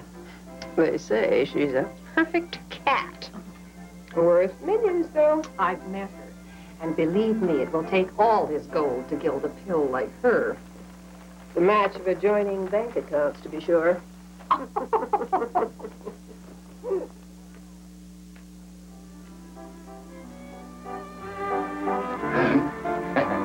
Good evening, sir. Or rather, good night. Night. You promised me once. Sorry, my card was full all evening. You needn't feel obligated to patronize a local school teacher. I'm sure you've paid handsomely for your tickets. Wait a moment. Let me explain. Please, don't spoil the evening for your guests by causing a scene.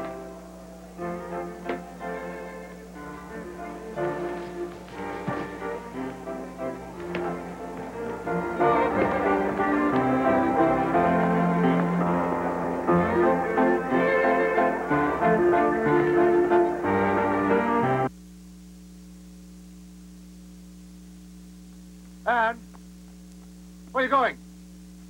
I'm quite exhausted. Please don't complicate matters by making excuses. Elvira Evans is a business associate. For the past year, I have been liquidating the last of her father's shipping estate. Bringing her to Maplehurst was a gesture of hospitality, the conclusion of a lengthy transaction. I know when I'm being conveniently excluded. Isn't that at all? Be reasonable. Why should I? I have no ulterior motive. You're acting as fickle-minded as a breeze. We all go on about you. Even Mother. She absolutely adores you.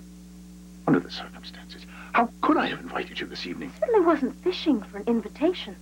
Perhaps it's my wholesome island upbringing, but I have no intention of becoming Fancy's fool. I would like you to come back to Maplehurst. Indeed, I don't know why. As Emmeline's governess, perhaps? I'll save you the trouble of asking. I won't lose you, Anne Shirley. Let go of me. Please, I would not. Oh. Look at her wrist. Oh, I'm awfully sorry. She grabbed me. I want to ask you to marry me. What did you say?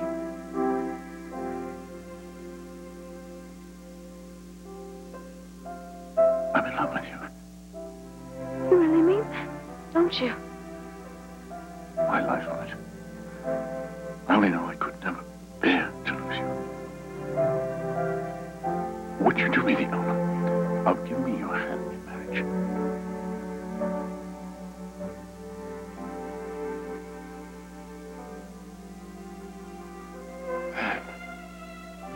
What is it?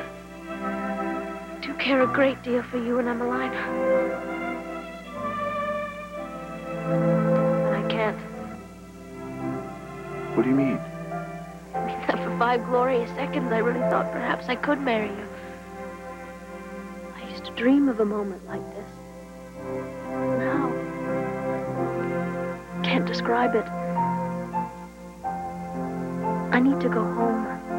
We can go back for summer holidays. Rent one of those big old places on the Gulf.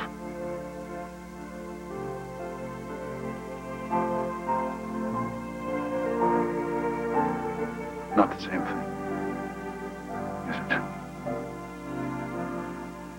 No.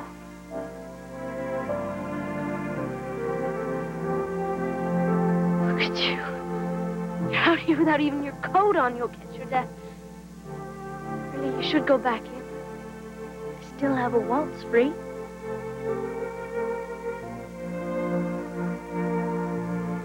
All right? Let's give those old ladies something to gossip about. Come in. Why, Mr. McGinnis. What is it? You must come quickly to Maplehurst, miss. Everyone's worried. Mrs. Harris has kept silent all week. Silent? They must be dreadfully wrong.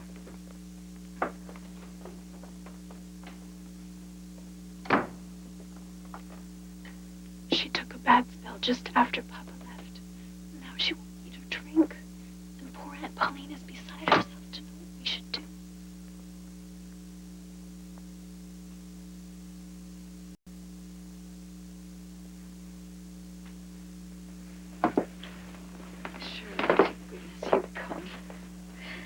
I'm afraid that she's slipping away. And it's all my fault. Isaac Kent wants me to marry him. Practically. He's asked me to join the Presbyterian Church Choir League. Mama hates Isaac as much as she did 15 years ago when she set the bull terrier on him for coming around to see me. I don't think she'll forgive me. I'm so afraid she's going to die.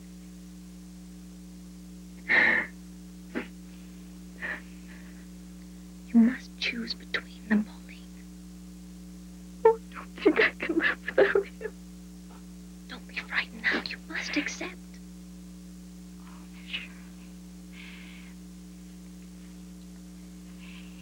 You've always been able to smooth things over with Mama. Please try to get her to forgive me.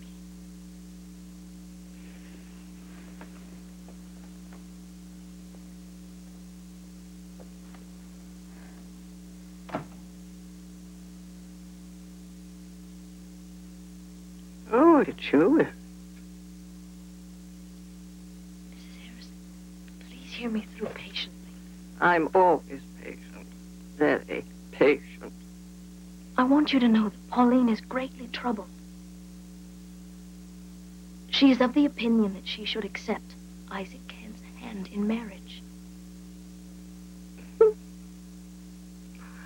I thought there was some foolishness between her and that ridiculous fellow.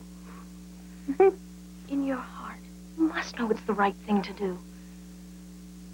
Truth is, Pauline needs your forgiveness if she's ever going to be happy. I advised her to be married, and I beg of you to let her go.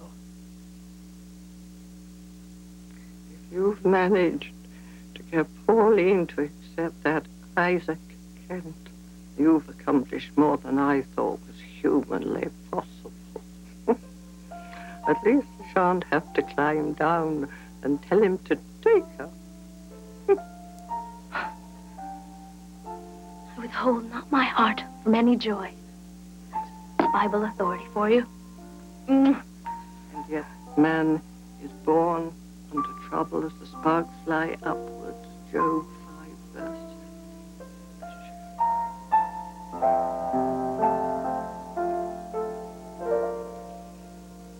Pauline, come here, girl.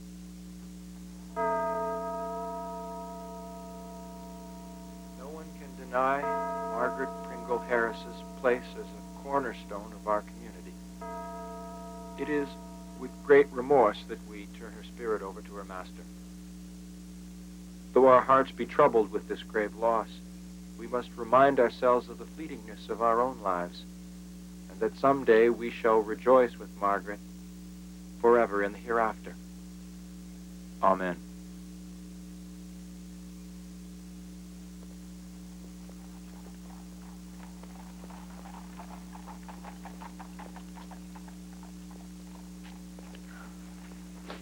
Bye.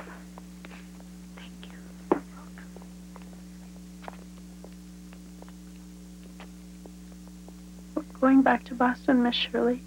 Pauline's accepted Isaac Kent. I've decided to sell Maplehurst. How I shall miss you, Emma. But we will see each other again soon.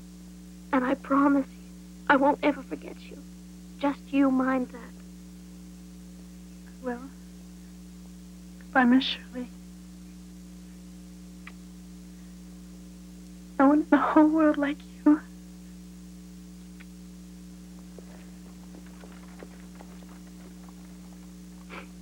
Please accept my condolences, Morgan. Mother mentioned you before she went. She was very keen on you. She was never one to throw away a compliment. That means a great deal to me. Will you not reconsider? I've come very close to reconsidering. But it isn't any use, Morgan. I miss you, Anne. I hope you rent that big house on the Gulf someday. 'Cause I'll miss you, too.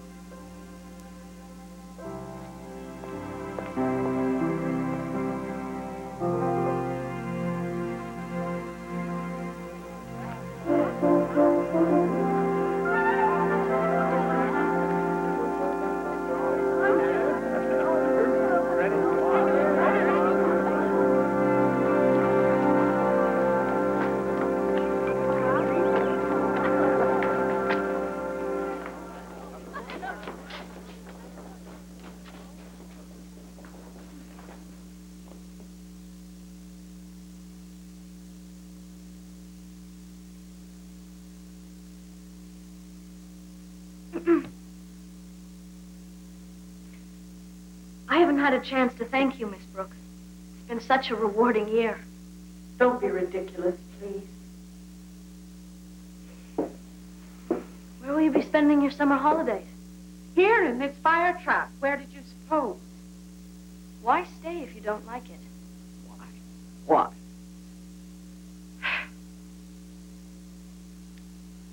Don't trouble yourself.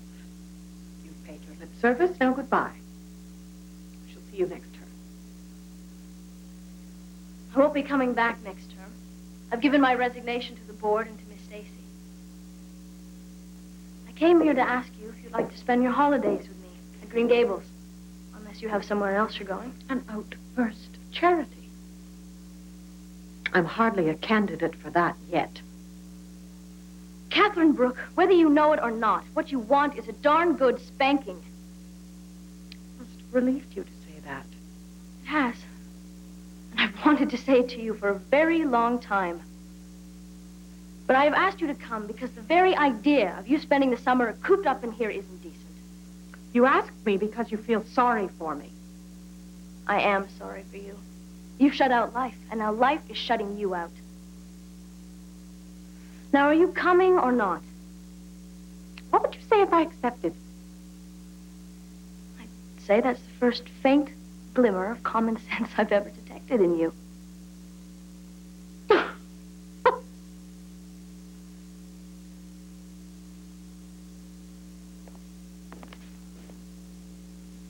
All right, I accept. Now you can go through the motions of telling me how delighted you are and how I'll have a wonderful time. I am delighted. But as to a wonderful time, that will depend entirely on you, Catherine.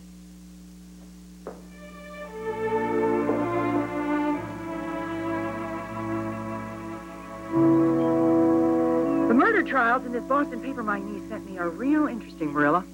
Full of heathen, that place. I hope Anne will never go there again. Can you imagine that new minister going on about how he doesn't believe that all the heathen will be eternally lost? The idea. If they won't be, all the money we've been spending to the foreign missions will be completely wasted, that's what. I wouldn't fret if I were you, Rachel. Goodness knows the world is full of beggars, and it's a pretty pass if we can't help a fellow being in need. Christian or not.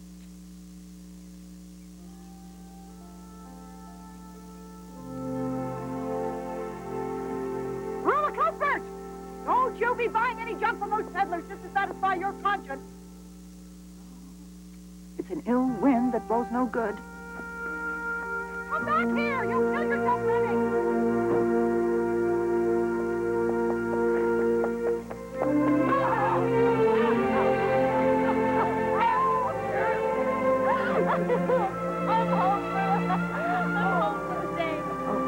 Blessed child, how I've missed you.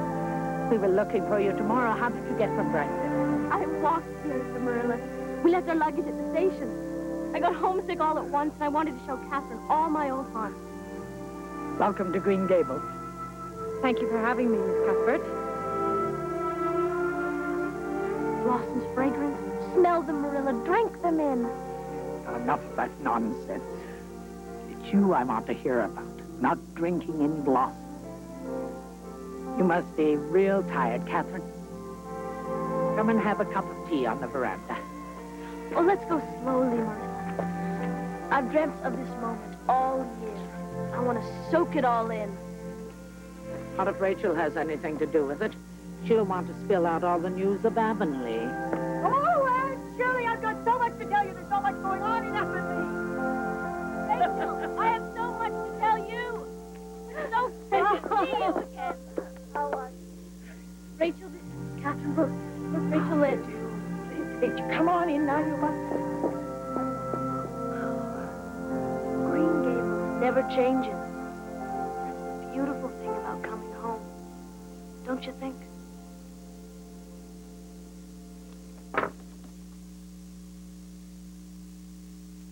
Catherine? What's wrong? Can I help you? You can't understand. Everything's always been so easy for you. I'm caught in the trap. I don't think I'm ever going to be able to get out. You don't hate me any longer, do you?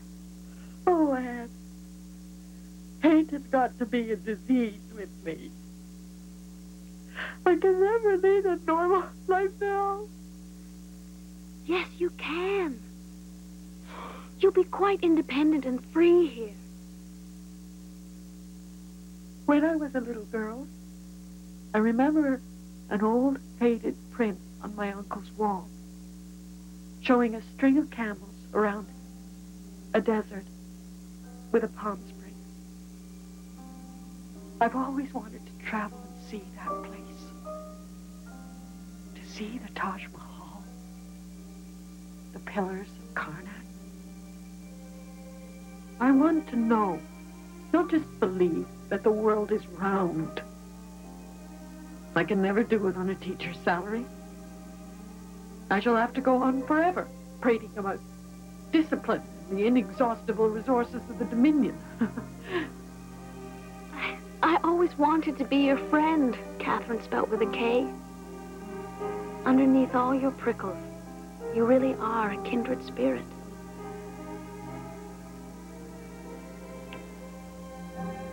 Does life never frighten you with its bleakness, Aunt Shirley? This is the first place I've ever been to that feels like a real home.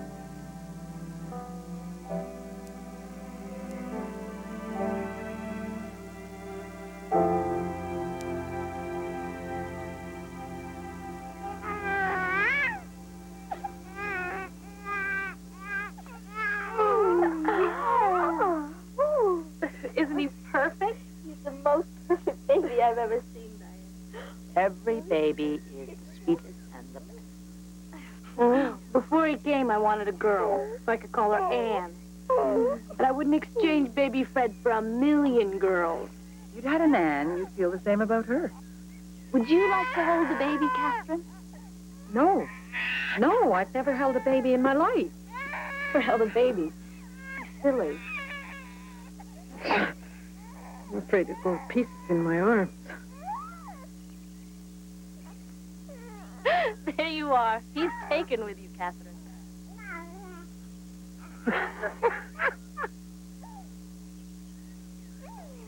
It feels so good to see you dear folk again. I want to hear all the Avonlea news. I've grown a whole inch since you left, and now that short Anthony Park can't pick on me anymore. Can't you think of any more interesting news than that, Minnie May?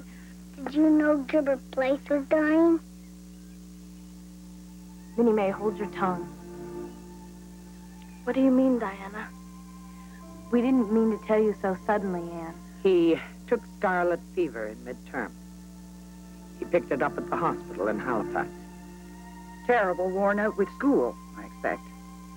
They've got a trained nurse, and everything's been done.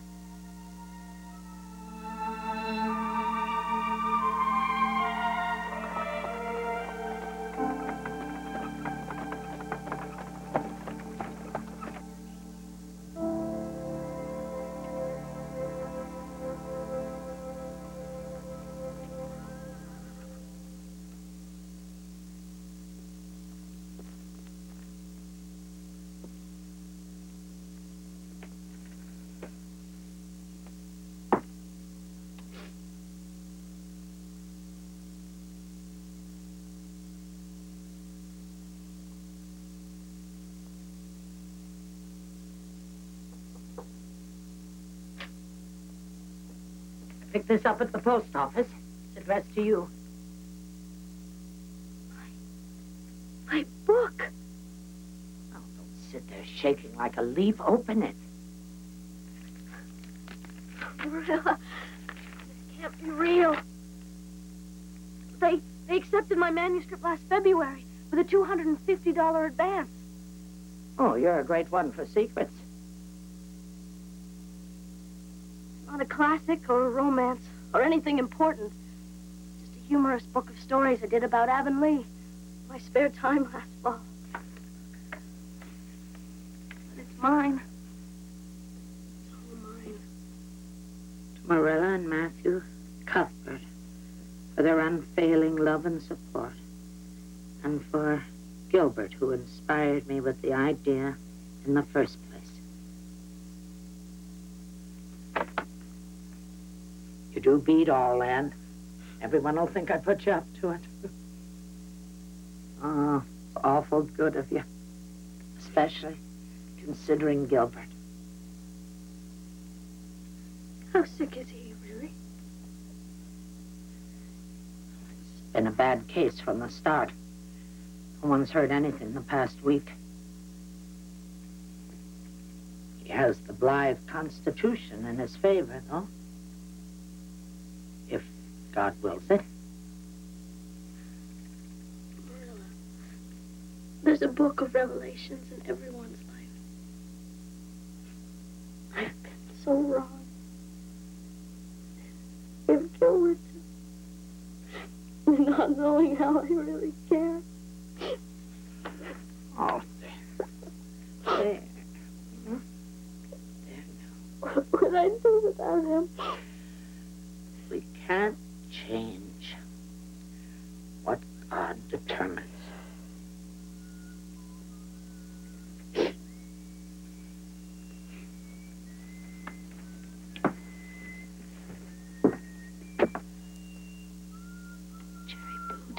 Jerry Boot works for Mr. Blythe. It must be a sign. The worst would be more endurable than not knowing at all.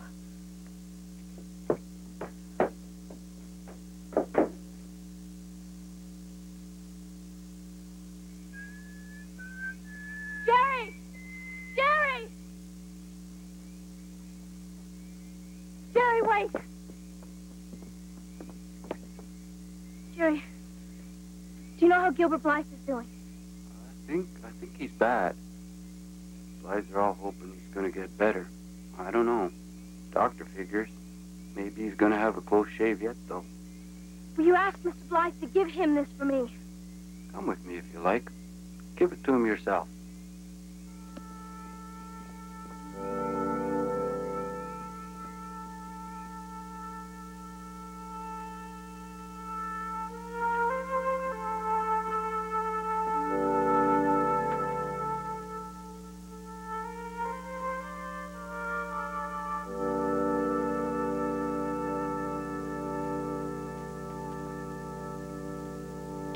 Gil, it's me.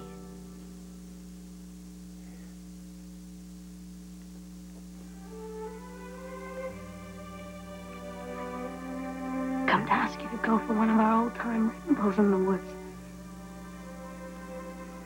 Wish I could go.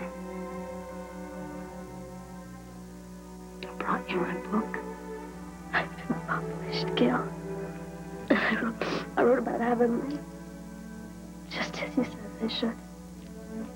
Without any highfalutin mumbo-jumbo. I dedicated the inscription to Marilla and to Matthew. And to you. I was planning on saving it as a wedding gift, and then I just decided I couldn't wait. And there's not going to be any wedding anymore. You're gonna get well, Gil. I know you will. Hold it off. Wouldn't have been fair, Christine. There would never be anyone for me but you.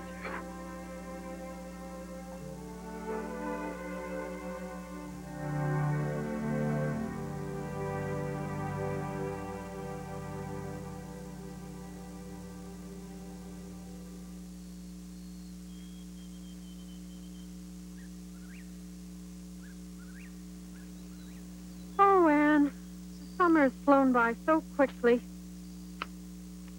A school teacher really is a slave of time. I don't know how I'm ever going to go back. Don't be silly. There's always another bend in the road. Bend in the road. There's no bend in my road. I can see it stretching straight out in front of me to the skyline. Catherine, just look at you. You're rosy and healthy, and your hair looks so attractive like that, instead of all pulled back. Besides, I happen to know of 2 eligible young men who've asked about you. Really? They're going to be at the bonfire tonight. I wouldn't know what to say to them. Will you help me, Anne? They'll just laugh at me and think I'm an old gooseberry. You give yourself far too little credit, Catherine. I wish I had your confidence. I can believe almost anything of this Green Gables of yours.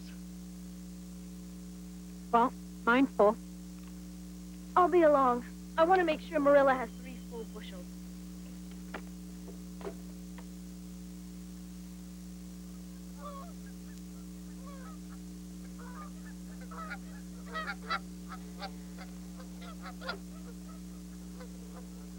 Hello, Anne. Hello, Gil. You're looking very robust. Well, I guess I just made up my mind I wasn't going to let it lick me. Care for a stroll down the lane? I don't think there's going to be many more fine afternoons like this left in the summer. Wish I could, but Catherine and I were off to Alice Hallow's bonfire in an hour. It's the first party I'm taking her to, and she's very nervous. How about I walk you across the pond? I was really afraid for you, Gil. Until we heard you were over the worst. Well, I was lucky, I suppose. I'm not quite my old self yet. By the time term starts, I'll be in fine form. I'm glad you came back when you did, Anne. It meant a lot to me. I finally read your book. Fine piece of work. I knew you could do it. Publishers are already planning a 2nd edition. It was a long lesson to learn, but you were right. I'm not going back to Kingsport. I'm going to stay here at Green Gables and write. Private girls' school was too rough on you, was it? No. Just that I went looking for my ideals outside of myself. Discovered it's not what the world holds for you, it's what you bring to it. The dreams dearest to my heart are right here.